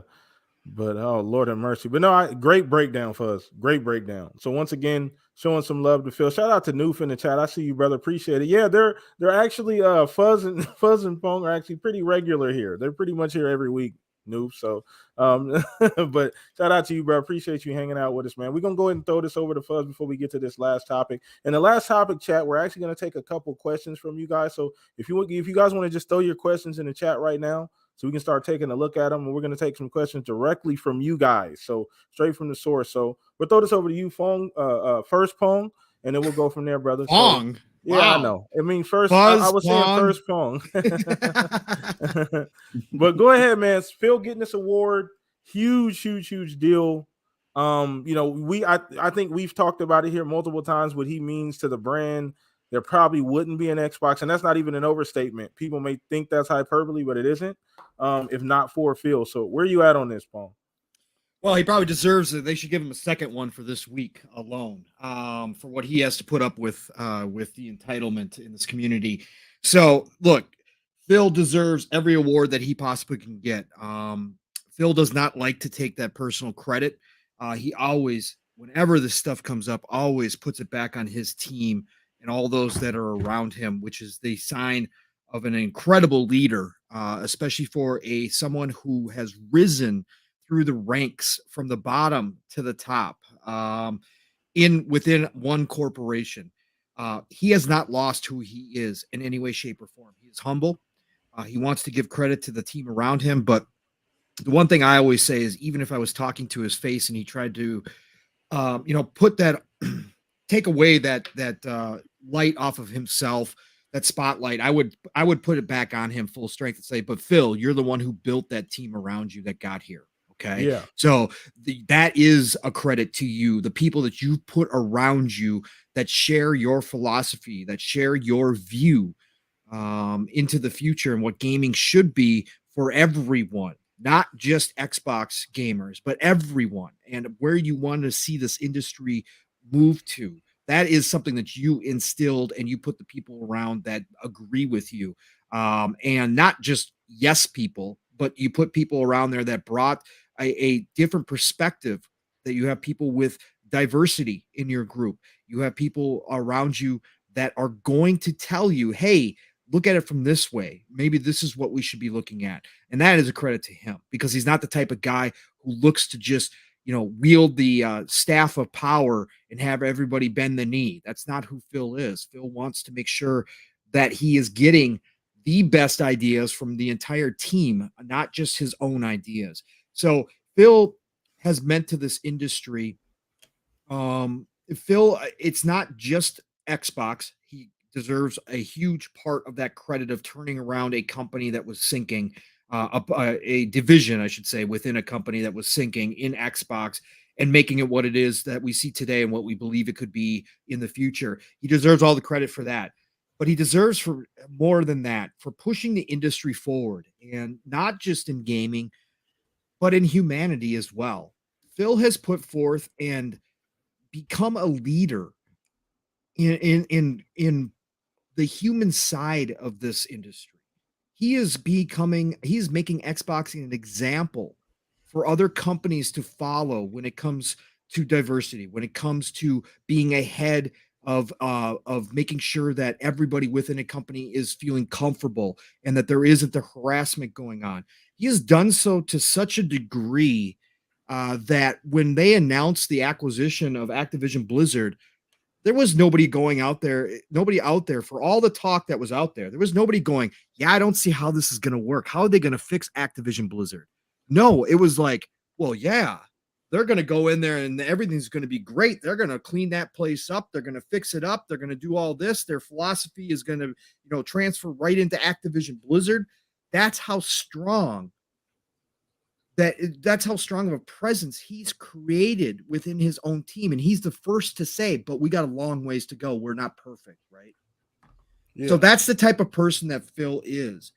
And so this award goes well beyond just, what we always, as gamers, always think of. Xbox is doing fantastic. We got Game Pass. We've got all these content. They've gone from 5 studios to over 20 to potentially in the 30s with this Activision Blizzard deal. He's done all of that. And that's what we all sit here and celebrate every day. And we talk about, and we're all excited for that part of the gaming. Phil's done so much more behind the scenes, and people hit on it already here, with the adaptive controllers and all that kind of stuff. Really pushing forward initiatives to make sure that the industry is looking at making sure that accessibility for all, whether it's economic accessibility, whether it's disability accessibility, whatever the case may be, he wants it all. He wants the more people that can come into this industry, the better for everyone. When everyone can play, we all win. One of his famous sayings, right? Look, he means it. He walks the walk and he talks the talk. He's not this figurehead that goes out there and is just puppeting and never shows that he means it. He goes out here and talks about things and then turns around to make sure that his team is doing it and leading by example. And that, again, goes back to him and his leadership. He's a gamer at heart who has never lost that. That is the best quality for us as gamers on the outside we could ever ask for in Phil. But he's never lost it all the way to the top. But this man is an incredible business leader. He's an incredible human leader. And again, all of those things have come to this moment where it's kind of this culmination of all of those attributes that Phil has brought him to this position. And again, he always dismisses it and says, yeah, there's a lot of people behind me. Everybody deserves credit. I'm just lucky to kind of be here. No, Phil, all of those qualities that you possess that you've never lost got you into this position. And now you're in this position. You're one of the most powerful men, one of the most powerful person in the gaming industry, which happens to be the hottest industry in the entire world right now. The number one form of entertainment in the world right now is gaming. He is one of those. And yet here he is doing all the little things to make sure that they don't lose sight of where they're going, and to make sure that as they break through and they trailblaze with Game Pass and xCloud and all these initiatives that he's had his hand in, while they trailblaze and they open up new opportunities for people, he's taking a step back from that lead and making sure that those people are coming in and flowing in behind him and taking them where he's leading them. And he wants more people. He wants 2 to 3 billion people in this community to join in what he believes is an awesome, awesome hobby. It's one that he does and spends a lot of time himself doing. That's why he's getting this award. When Phil finally walks away from this industry and takes a step back, his legacy is cemented at this point. What he's started and his team has started since he's gotten put in this position is going to be felt for generations of gamers to come. And again, we will be able to look back and say this was a moment in time when the industry itself was transforming. And there was a couple people at the head of the pack that were a part of that, but Phil is definitely one of those. And that's what's going to be special about this, because, again, as somebody who's been around for decades and watched this gaming industry go through changes before, this is the golden age of gaming. There's no better time to be a part of this. And I am extremely excited to see where we are headed, because we are getting to a place where anybody and everybody who has an interest, no matter if it's from a dev standpoint, from a writer standpoint, from a community manager standpoint, from a gamers, just a pure gamer standpoint, is going to have an opportunity to jump into this industry in some way, shape, or form without those barriers, those old barriers, that good old boys club, the money aspect, the economic aspect of it is going to be really opened up so that anybody and everybody has an opportunity to enjoy this thing that we so much love and have passion for. And part of that is because Phil's leading that charge. And so I can't wait to see what final form this takes. But it is definitely a great time to be here doing this. And Phil has made it that much better. So shout out to Phil. Congratulations, Phil. You deserve more. I'm sure you will get more Lifetime Achievement Awards as we go along here because people are recognizing exactly what you've meant for this industry. So this is the first of many, or probably the 10th of many, but you know what I'm saying. The one that we're talking about here. Awesome. Shout Yeah. out to Phil, man. Once again, doing big things for the industry. I just wanted to make sure we showed love because it's not enough of that going around in the industry. Things are a bit, shaky right now. We're walking on eggshells around the community. Some of us, I don't want to throw us all in the, same barrel because that's not the case. Some of us are walking around on eggshells. So I just want to make sure we don't forget, where things came from and show proper support and love to Big Phil. But let's go ahead and move on. So I did say earlier we are taking questions from chat, and I do see a few of you guys have already threw some questions in there. So I had to go back and find the first question that was actually asked. So shout out to, let's see, I believe it was you, Shonsu. Shout out to Mod of the Year, Shonsu. And once again, this is going to be rapid fire, so anybody can answer chat. So as well as a panel, anybody can just take the question. So Shonsu said, "What is your favorite Activision Blizzard IP?" So who wants that first? I think I'll take that. Okay. It's not my favorite, but it's the first thing I think of when I think Activision Blizzard, and that's probably self-serving because I've been doing a lot of games of its kind recently. But I'd say Guitar Hero. I've been playing a lot of Beat Saber recently for I workout saw purposes, that. but I saw enjoy that. it. Yeah. And every time I'm in there, my first because most that don't know, I studied music all the way through college. I listen to music all the time. I could read music. I can write music. It's always been a part of me, in addition to gaming and all that. And I always thought the Guitar Hero blended it perfectly. Even with the drums for Rock Band, they actually could teach you to drum if you did it right. If you kept increasing in the difficulty, So Beat Saber scratches that exact itch, and it makes me want Guitar Hero back so badly. So that is my choice of today. If you ask me tomorrow, it'll probably be Pitfall. I don't know, something else. But today it's Guitar Hero. Okay, I guess I throw my hat in the ring. So I guess Call of Duty will be the default. It's the one I've played the most. It's their IP that I by far put the most time into, but it's probably not my favorite. So I'm actually gonna go with Tony Hawk Pro Skater. Only because I had the fondest memories of just playing that game for hours on end, like just nonstop hours on end with my little brother, friends coming over trying to hit tricks and trying to beat the high scores, and just super fond memories of Tony Hawk Pro Skater. So I think that's probably going to be my favorite Activision IP. So I guess whoever wants to go next, go ahead. Candy Crush. Ah, come on. Good point. No, I would. I'll jump in. Diablo, by far. Oh. Diablo is definitely up there. Obviously, I've played so much Call of Duty, but Diablo has always had a special place with me. Going all the way back to, even though I've never been a PC gamer, again, I lived at a buddy's house playing Diablo when it came out.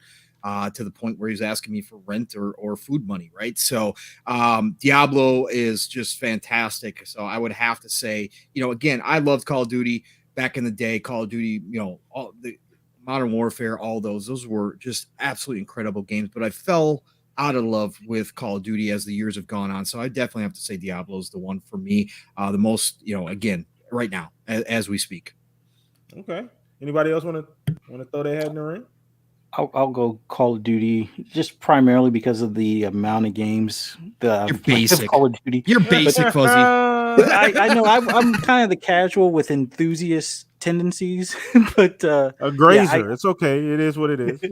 But Modern Warfare has to be the standout. Like their Modern Warfare series, as far as Call of Duties, is just because of when I went into the military and just that time period for me is what was the big appeal. That those would be my favorite. Okay, Mav, you want to throw anything in there, Mav? So is this question like what's our favorite Activision IP or like yeah. what's like What's the Yep, favorite? favorite. Yep.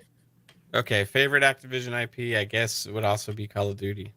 Yeah. Yeah. I mean Wow, a lot of Call of I Duty mean fans in Activision here. or Yeah, I Activision don't know. I don't- Blizzard? Basic. Well, I mean, so they're one and the same currently, right? So Well, it could yeah, be Activision okay, Blizzard. so So all I right, guess so, I guess I understand now how a bunch of people got in the fields about Call of Duty. no, I You're mean not using Mav as an example, are you? I played No, of every course Call not. of Duty except Vanguard since Call of Duty came out originally.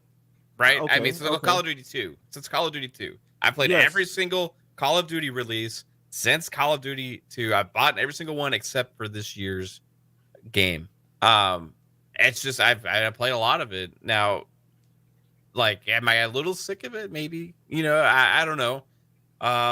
If you want to step outside there a little bit, then I would say, man, I really, really, really, really like Diablo as well, right? So, but I think Noof was asking, what do we want to see bring to the forefront? Yeah, new right? fast status. Well, that was the next question I was going to bring up. So go ahead. Okay. You might as well go ahead with that. Because that's what I really wanted to. That's really what I wanted to get to.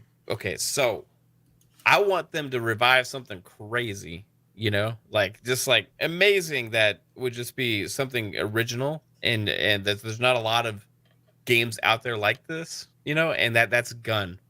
Oh, you took my answer. Damn Well, you, man. that's why I got to go Golly. first because I wanted to make sure nobody else could take it. So, Gun, because we only get like these big, huge Western games, right? Like Wild West games. We only have Red Dead Redemption, and like I really liked Call of Juarez as well.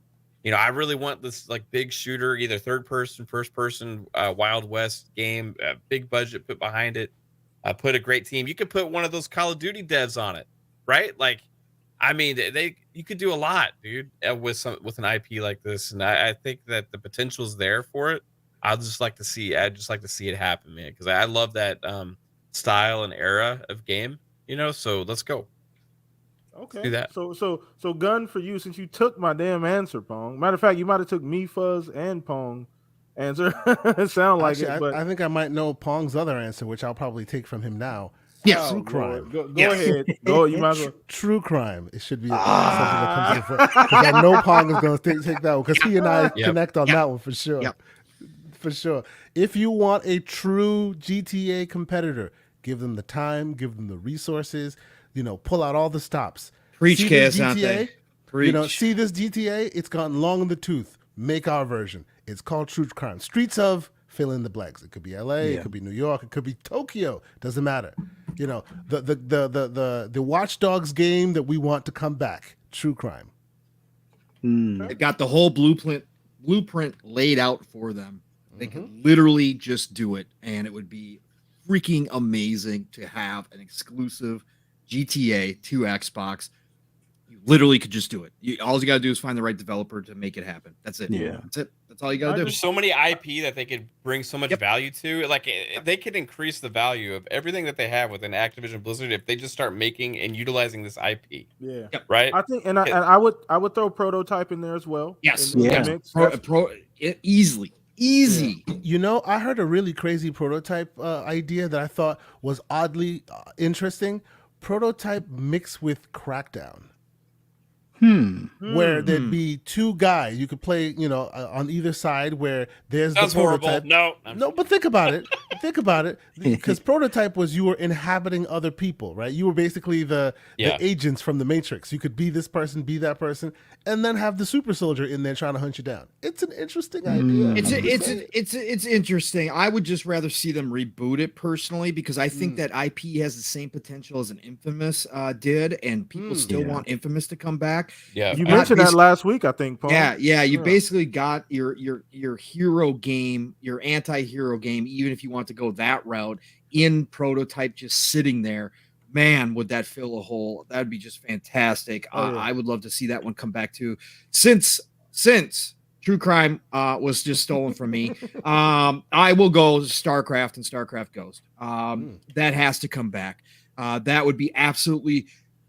Look, they announced StarCraft, and then they announce and say, by the way, we got another studio working on StarCraft Ghost, and we're going to bring it up to date. And that game that never showed up that became vaporware so famously is now coming back exclusive to Xbox. And oh, by the way, StarCraft, we're not only reviving it, we're going to go ahead and make a new StarCraft, but guess what? It's not only coming to PC, we're also going to make it for console.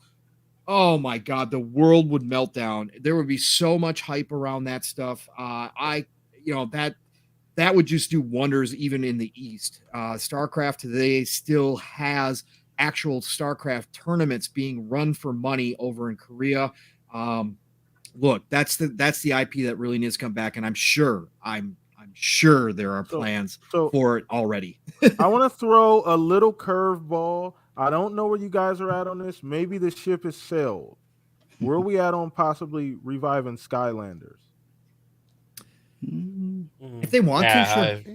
I mean, just.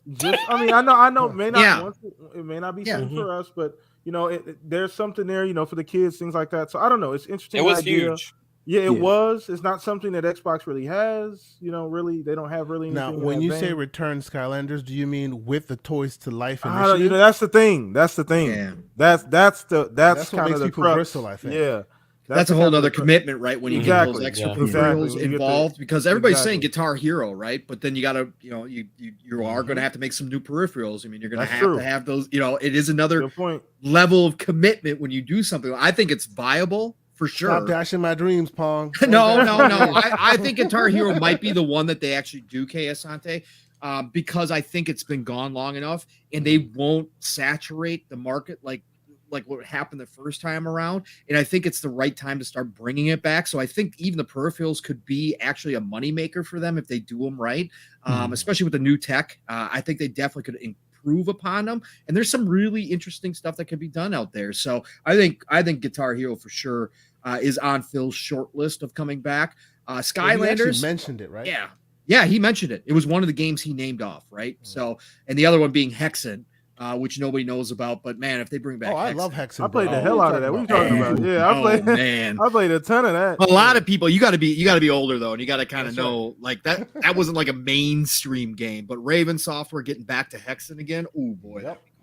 Oh yeah. So great question. Awesome. We're gonna take another couple questions here. We're actually making phenomenal time. So this is actually awesome. So shout out to Gabo. He threw a question in the chat. He said, do you guys see PlayStation being able to compete with Game Pass? Now, this is something we've talked about in great length the last, I'd probably say month to 2 months, I would say.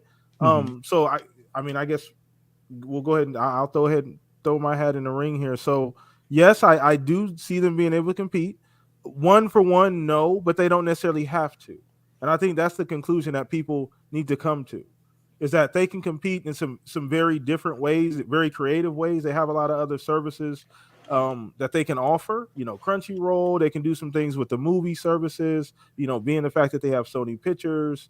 There's some very creative things. Obviously, the day and date. I did a poll a couple weeks ago, and that was by far the biggest thing that people said would be the hang up for them, will be not having the first party stuff day and date. If they can figure that out or just do it, because it seems pretty like no brainer, right? Like if Xbox is doing that and that's the biggest hang up, just do it. But they can definitely compete. I think they will. And I actually think because Xbox already kind of has the blueprint out there, Sony or PlayStation could potentially grow faster than Xbox, potentially, like at a faster pace than Xbox. Now, will that happen? That, results remain to be seen, but I think it could potentially be so. So whoever wants to take that question next. Yes. Oh, you go, Mav. Go Fuzzy. Yeah, I want to finish meeting after you. You haven't spoken in a while. I want to hear your voice. Yeah, I think they can definitely compete. Much like what PTK was saying, and it definitely with their other streams of stuff, whether it be music, movies, or like animation and things along those lines. I think probably the silent benefit that they have is going to be something along the lines of like the PC ports.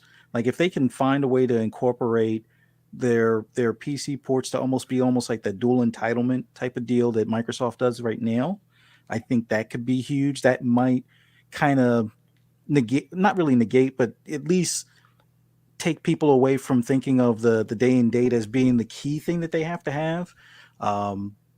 But overall, I think they'll compete. It's just that it depends on how they transition their PS Plus fans right now, or maybe PS Now fans, because I think they'll have like a better starting point because it'll almost be like a forced transition. Like I could totally see them possibly doing away with Plus, and it's like, oh, you're automatically in tier 1 of Oh, just Spartacus kind of converting thing. everybody over automatically, like they're Yeah. just changing. I get it. Yeah. So that I think that's how they'll have the numbers right off the rip. But I think it's I think there's more stuff in the works. Like I still am waiting to see if they're going to do a partnership with Disney that's a little bit deeper, where it's like a PS Plus and Disney Plus kind of thing, or if it's a Netflix and PlayStation thing, or something in between. But I think they'll definitely be able to compete, just not one for one like PTK was saying. Go ahead, Mav. I know. I think you said you wanted to Yeah. follow up. Okay. Absolutely. Only because of Jim Ryan's recent comments has cemented that for me. 10 live service games coming by 2026 is not a coincidence with everything that they're doing, plus the acquisition of Bungie.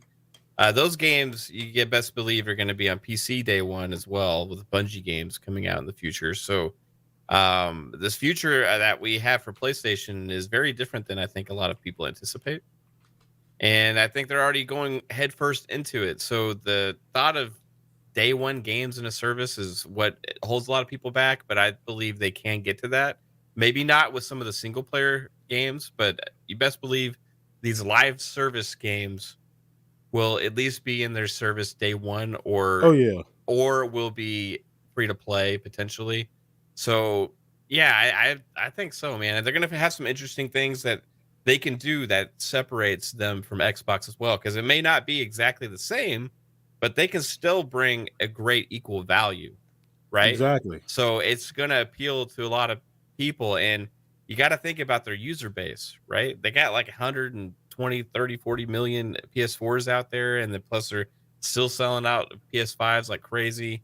They're going into the PC space, so they're reaching more people. They're going to branch out even further beyond that in the future. So, with their reach, if they have some bangers, sorry, I used to use that stupid word. If they have some a As soon massive, as great Joe shows up, AAA too, huh? games, Yeah. As soon as Joe, like, shout out to Joe in the chat, man. yeah, some massive, great AAA games show up and start doing really well, and they start hitting their service day one on these multiple platforms. Yeah, dude, that they're gonna catch up to Xbox fast because they got a bigger, they got more people that play on PlayStation and Xbox. So that's And I, just the reality. The numbers work out for themselves. You got a much larger user base. So so one thing we have to understand is that this all is going to require implementation. We have to see how they're going to pull this off. yeah, So which they we have they're the going head first into it, though, right? With exactly, Bungie, Bungie exactly, is a huge step towards that. They have laid that out in their statements after making that acquisition, that Bungie is going to accelerate them into this future that they see, and they have a roadmap in which it is planned. They have this all exactly. planned out in Yeah, stages. They've been thinking about this. Bungie helps accelerate it and make it happen faster because they bring knowledge and technology and also future IP along with that process, and an established IP currently with Destiny. Plus, they already have made these other acquisitions for helping to port games, the companies that are used to working in the cloud, and all these different companies that are smaller acquisitions, very targeted, very, very essential, specific acquisitions yeah. that are going Very, to help very. build out Spartacus. So it's going to happen. It's going to be amazing when we see how it builds up. But it's not going to start like insane. It's going to start more like Game Pass probably did, and then we'll see it build within a couple of years. After Yeah. that, yeah, I mean, 140 million gamers access to it. They can catch up pretty quick if they get some day one drops. Absolutely. And once again, I think the biggest thing is building out the library, because they don't have the start point as far as those live service games that Xbox has. Like that's not necessarily what the platform is known for, but there's a lot of potential once those games start pumping out. Once, because like you said, and shout out to Joe, because Joe brought up some great points. I was on a podcast with Joe fairly recently, and about that they're putting themselves in position. they're going to have the games there available to play. Those live service multiplayer games, they're investing heavily. So we'll see all of this, how it all pans out in the near future. But I do think that this is something that's been on their mind for a while. It is very intentional, all the moves that they're making. And But you know go what? ahead. I honestly think that that is the reason why Microsoft is moving the way they are moving, because they know damn well that if and when Sony decides to jump in feet first to really get there, they'll shoot to the top quicker than You got to Microsoft dig ever the thought they moat. could. I Yeah, keep telling people. because people like you said, PTK, a while ago, and I completely agree with you. They have something tangible that a lot of other companies don't. They have something that Nintendo does, that brand loyalty. That, hey, as long as it's a PlayStation supported thing, we know it's going to be quality. So you can see them jump to astronomical numbers overnight. They can do that Disney Plus thing. They show up yesterday, today they're almost at the top, and I think Microsoft knows that. That's why they're building themselves up with Game Pass so big, so that they're as soon as they jump in, hopefully they can still compete, because Microsoft is still trying to prove itself, and rightly so. You know what I'm saying? And PlayStation won't have to prove itself. The minute they jump in, everyone is going to be right there, unless of course they make the service a little nickel and dimey. Then that might slow them down. But I don't think that's where they want to head at this point. Based on what Jim Ryan has said and a few other things, actions they're taking, you can see that when they jump in, they are going to jump in fully. So Microsoft is preparing themselves for that eventuality. Exactly. And I do think there will be growing pains with the service. There's like, it's almost 100% sure. There's gonna be some things about the service that right away people probably aren't gonna like.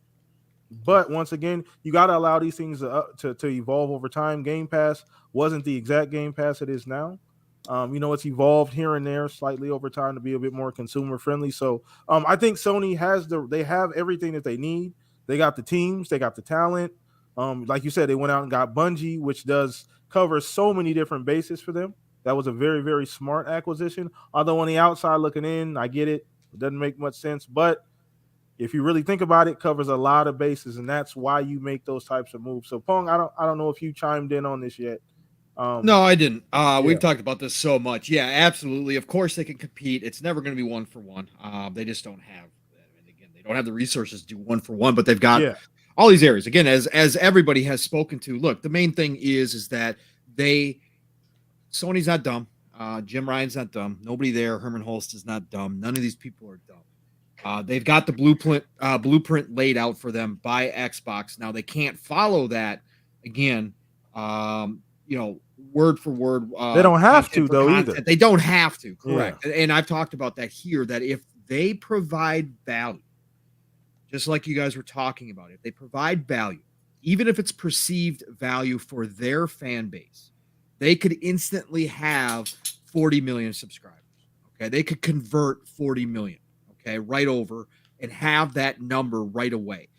And having that number makes it enticing for their third-party partners to come in and cut deals, just like we've seen Xbox do. In fact, because it is Sony, because their numbers could even be greater than a Game Pass, they could get a better deal in a lot of ways than maybe Xbox had in the past with Game Pass.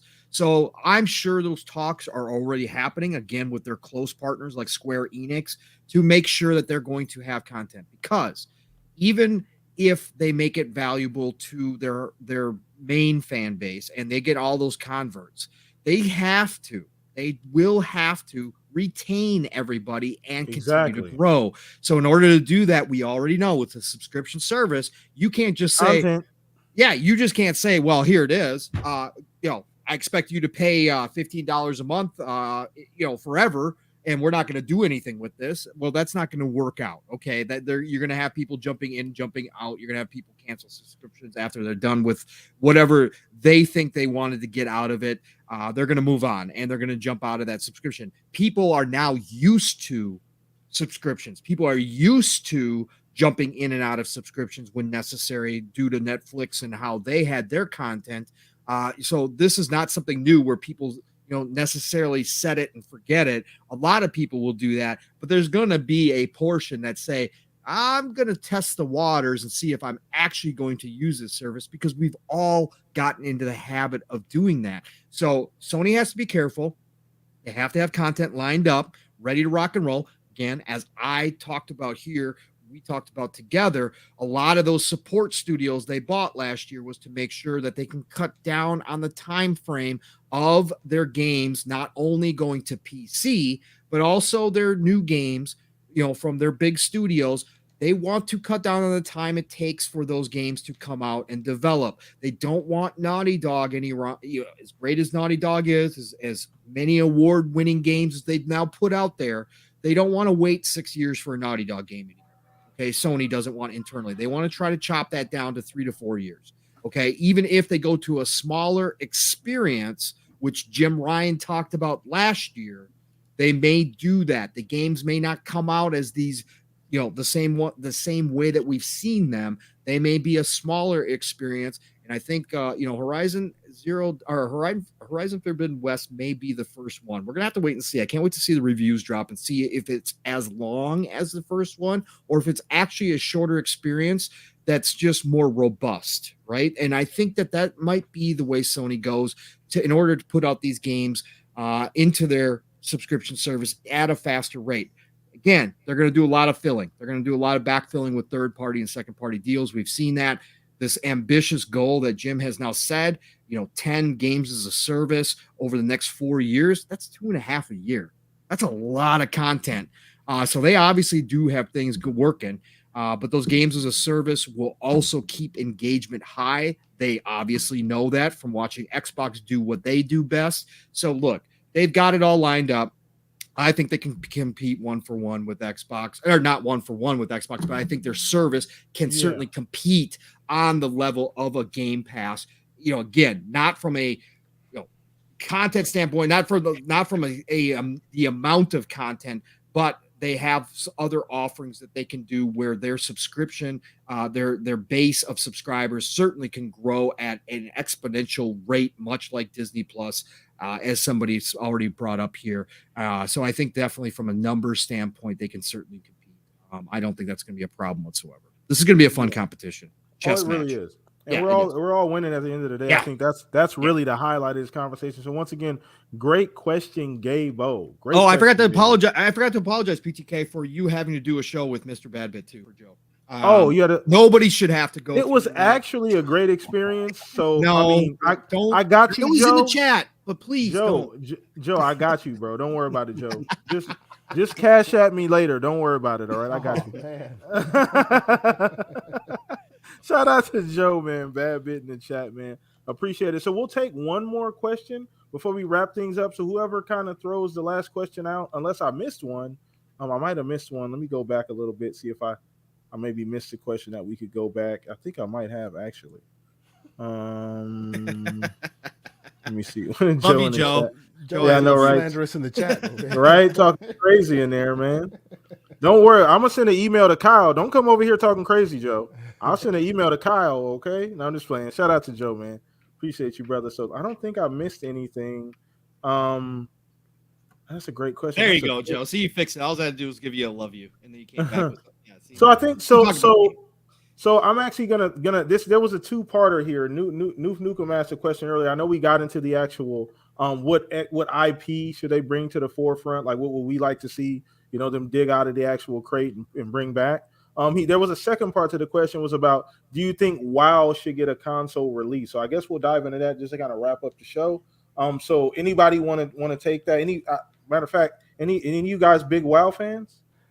I'm a fair weather WoW casual. I've played, I've jumped in and jumped out, and I will go out on a limb and say not that they should, but they will. 100%. It's happening. I will say it's happening, especially considering some of the stuff that's already happened in the background. There's definitely already been for the longest time, it wasn't a thing. And now all of a sudden gamepad support is available, and not just available in the hodgepodge type of way, but it's been thought about. You can tell that when you're playing, and I've tested it out a little bit. You can tell that when you're playing it with it, someone thought about this. It wasn't the community that just kind of put it together. So can I throw this out there too? And this is kind of a funny jab. So Mike Ibarra, it's been shout out to Mike. There's a lot of new energy. He's been super excited since the purchase happened. It's almost like this is almost like he expected this to happen. You see. Now you're gonna turn into Everborn. Come on, stop that. Inside This is what job. this I is know, what this is what Everborn was saying. This He's is like, Pong's job. he's like, This is actually Microsoft sends out the ninjas and they bring them back Exactly. home. Bring them This back is- home. This is Pong's job. I wasn't even supposed to say any of that. That was actually this is Pong's role on the podcast to do that. But He's, no, he's, it's he's just, the one dropping conspiracy theories. no, that's, Look, I mean, it's speculation town. It's, I mean, yeah, come yeah, on now. yeah. That's part of the tour. That's Yeah. I'm here with co-mayors, so why not? You know? That's correct. Yeah. We got 2 co-mayors here. So you Yeah. guys think Mike Ibarra was sent there, then he goes in there and he starts like framing here all we these go. executives to drive No, the price no, down for Activision absolutely Blizzard, not. just so Absolutely. Microsoft can.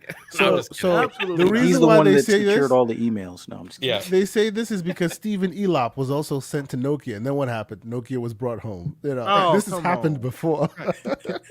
I mean, Rod is over absolutely there ridiculous, too. but hey, Ferguson Rod, is over there yeah. too. So Ferguson's also I over there. mean, Indeed. anyway, And we- that makes you start thinking and going, what other executives have recently gone to other companies? A lot of Microsoft employees are now at Riot Games. Just saying.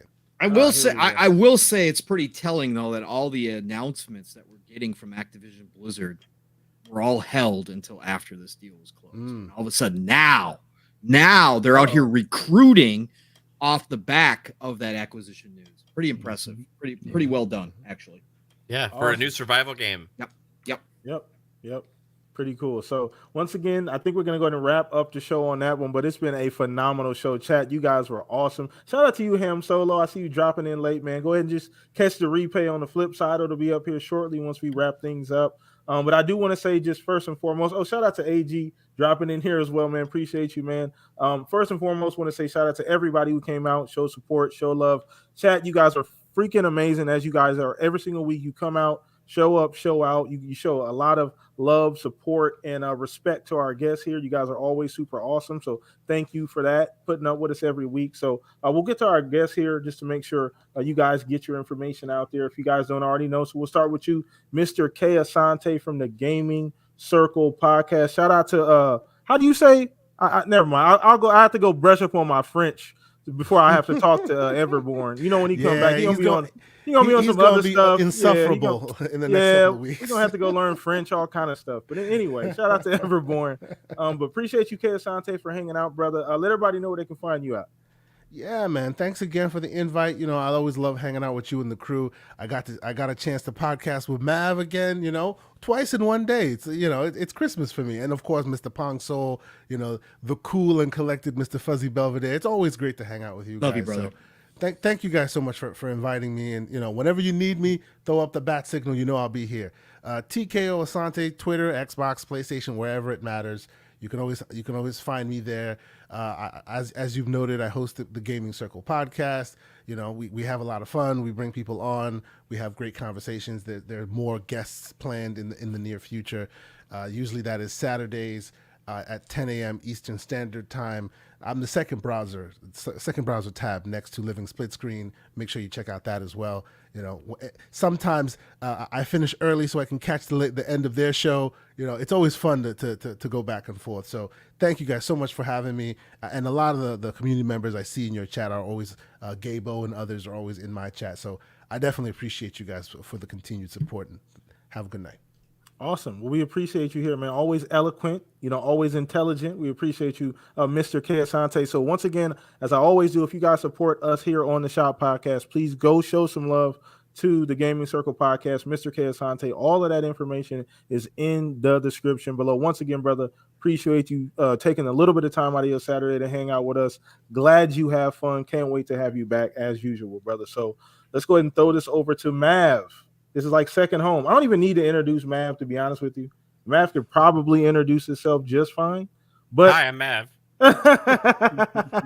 shout out to you though, Mav. One of my favorites. Once again, runs a growing conglomerate of podcasts as well as I call them you know an various. Exactly right. I'm telling you, over there looking like Barry Gordy. But either way, man, always fun to have you, Mav. You shout out to everybody at FSP, Caitlin. Everybody. So we're actually like the FSP 2.0, I would say, almost from week to week. So let everybody know where they can find you if they don't already, Matt. Yeah, just check us out. Fun Speculation on Twitter, YouTube, Fun Speculation, where we have a multitude of shows: Xbox Ultimate, FSP. We got Fun Pop, PM in the PM, all different shows, lots of different takes, different panel members, amazing people from the community that are volunteering their time to help make gaming more fun and for us to all have some great stuff to talk about. So, shout out to a couple of our panel members here and Pong Soul and Fuzzy Belvedere as well. So, this has been a blast today. Got to kick it with Kay Asante in the morning, bookend it at the night with Kay Asante here. Wonderful show with PTK Blam. You can't get better than this, man. This is a great Saturday, dude. So I want to thank you for having me. I super appreciate it, and I'm looking forward to discussing more gaming stuff with you in the future, dude. Appreciate you. And yeah, dude. Shout out to the chat too. Chat was awesome today on the show. Lots of good questions and takes in there. Appreciate it. Thank you, Mav. Once again, do me a favor, just like you guys would for Kay Asante, go show Mav some love. Everybody over there at FSP, go show him some support. Doing phenomenal things, high production value over there, good quality content. Talks about everything. Talks about everything. So appreciate you, Mav. Once again, lending your talent for a couple hours, brother. Thank you so much, man. So let's go ahead and move over to my compadres here. Mr. Pong Harvey. We'll be on show 7 this week? 6? 7 live, 1 recorded. So 8 total. Man, Yes, that sir. boy. Yes, sir. But we appreciate you, man. Let everybody know where they can find you at, G. Yeah, absolutely. What a great night, brothers. Absolutely love, of course, being on shows with Kay Asante and Mav. Can't get enough. So this is an awesome time, again, just to celebrate gaming. It's been a lot of discussion this week. And it's been, it's just been fun. This is what we live for, right? There's been so much news that it's been crazy. I keep saying it feels like 6 months already. It feels like we should be like in June talking about E3 with all the news that we've had already. So no other place I'd rather be Saturday nights than here with PTK and Fuzzy and our guests. So thank you all for just an awesome Saturday night. Chat, amazing. As always, fantastic. Love you all your support, respect it. Again, just coming out each and every week and being here with us. It's great to see all the familiar names and even the new ones that come out. So thank you all for being here. Look, Pong Soul, Xbox, Twitter, you know the drill there. My weekend is done. Thankfully, I'm going to take a break. I'm going to have some time to game tomorrow, which is going to be amazing. So that's going to be cool. But you can catch me Tuesday, Xbox Factor Podcast, Double Barrel Gaming, Mr. Boomstick. You know the drill there. Mav's there when he can. 3-Bit officially retired today, which is sad, but man, that kid is so busy. He's got so much going on. He's doing we'll so hang many up cool his things. sneakers. Yeah, we'll hang up his sneakers. I'm sure he'll be back from time to time again. He can't get away from us. But we got Mav, we got Archimedes, we got Mr. Joanna Dark, myself, and of course Boom. So come check us out, 12 p.m. Eastern, 11 o'clock Central Time, Thursday night, like Mav said, PM in the PM, Pong and Mav in the PM. Usually it's just us, but actually we had Colt Eastwood a couple weeks ago, and now we just had Boom to talk about the news this week as well. But normally it's just me and Mav deep dive in 1, 2, 3 topics. So come check us out there. Fun Speculations channel, 7 p.m. Eastern, 6 o'clock Central Time. Back at it, Xbox Ultimate Friday nights, 9 p.m. Eastern, 8 o'clock Central Time. The great 8, or however many of us can actually show up on a Friday night. So, but Fuzz was on last night, so that was freaking amazing.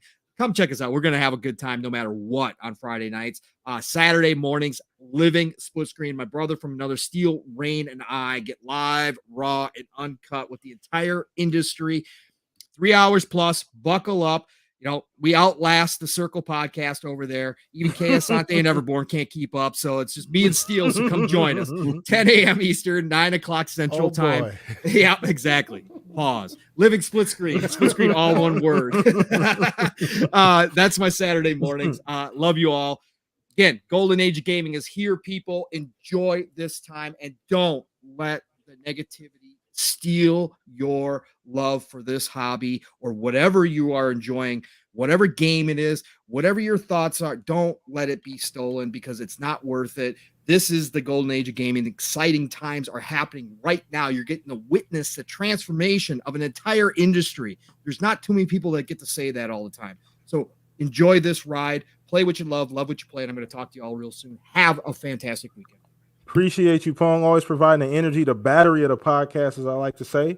Always going nonstop every week, man, providing, great insight on multiple different podcasts. So please go follow Pong. All that information is down in the description on Twitter. That's probably going to be the easiest place to figure out where he's going and where he's going to be at throughout the week.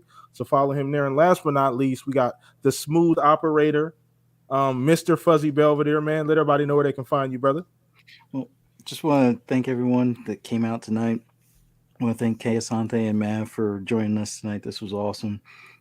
Been watching podcasts earlier today and been on podcasts earlier with you guys. So it's just been a good way to kind of take my mind off of things going on in the background. But I'm not going to bring down the mood from that stuff. But man, great show.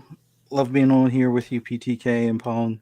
For those that want to hear my ramblings on gaming, you can always find me on Twitter at @fuzzy_Belvedere, on Mondays with Mav for tidbits on game releases for the week, and Friday mornings on Double Barrel Gaming or on Breakfast with Boom on Mr. Boomstick's channel, Double Barrel Gaming, with him, Dreadpool, Crispy Bomb, Mr. Badbit, and Big Cloud Gaming and VJ. Always just going over recent stuff in the news. And then on Saturdays, you can find me on FSP with Mav and Key, kind of going all over the, just the various platforms and what's new there. And always find me later that same night here on the Shop Podcast with PTK and Pong, and just talking about our favorite hobby. But you guys are awesome. Chat was awesome tonight, and thank you guys so much for letting me be a part of it. I appreciate you, man. Thank you so much, Fuzz. Always providing a level-headed takes here at the Shop Podcast, man. Thank you for being a big part of this show, man, providing a lot of stability here. Thank you so much. So once again, follow Fuzz as well. All of his information, Twitter information down below as well. Please follow him there, man. Show him some love and support. But last but not least, here, PTK Blam, follow me on Twitter if you want to keep up with the show. What's going on here? We got guests, poll of the week, all of that fun stuff. I'm actually thinking about changing the format a little bit here, making this a little bit more open forum. So let me know what you guys think about that. DMs are always open. If you guys want to throw ideas on how to improve the show, I love that as well. Whether it's good or bad, whatever the takes may be. But once again, same place, same time next week. We will catch you guys here. Be safe. Enjoy your video games. Have fun this weekend. Peace out, everyone.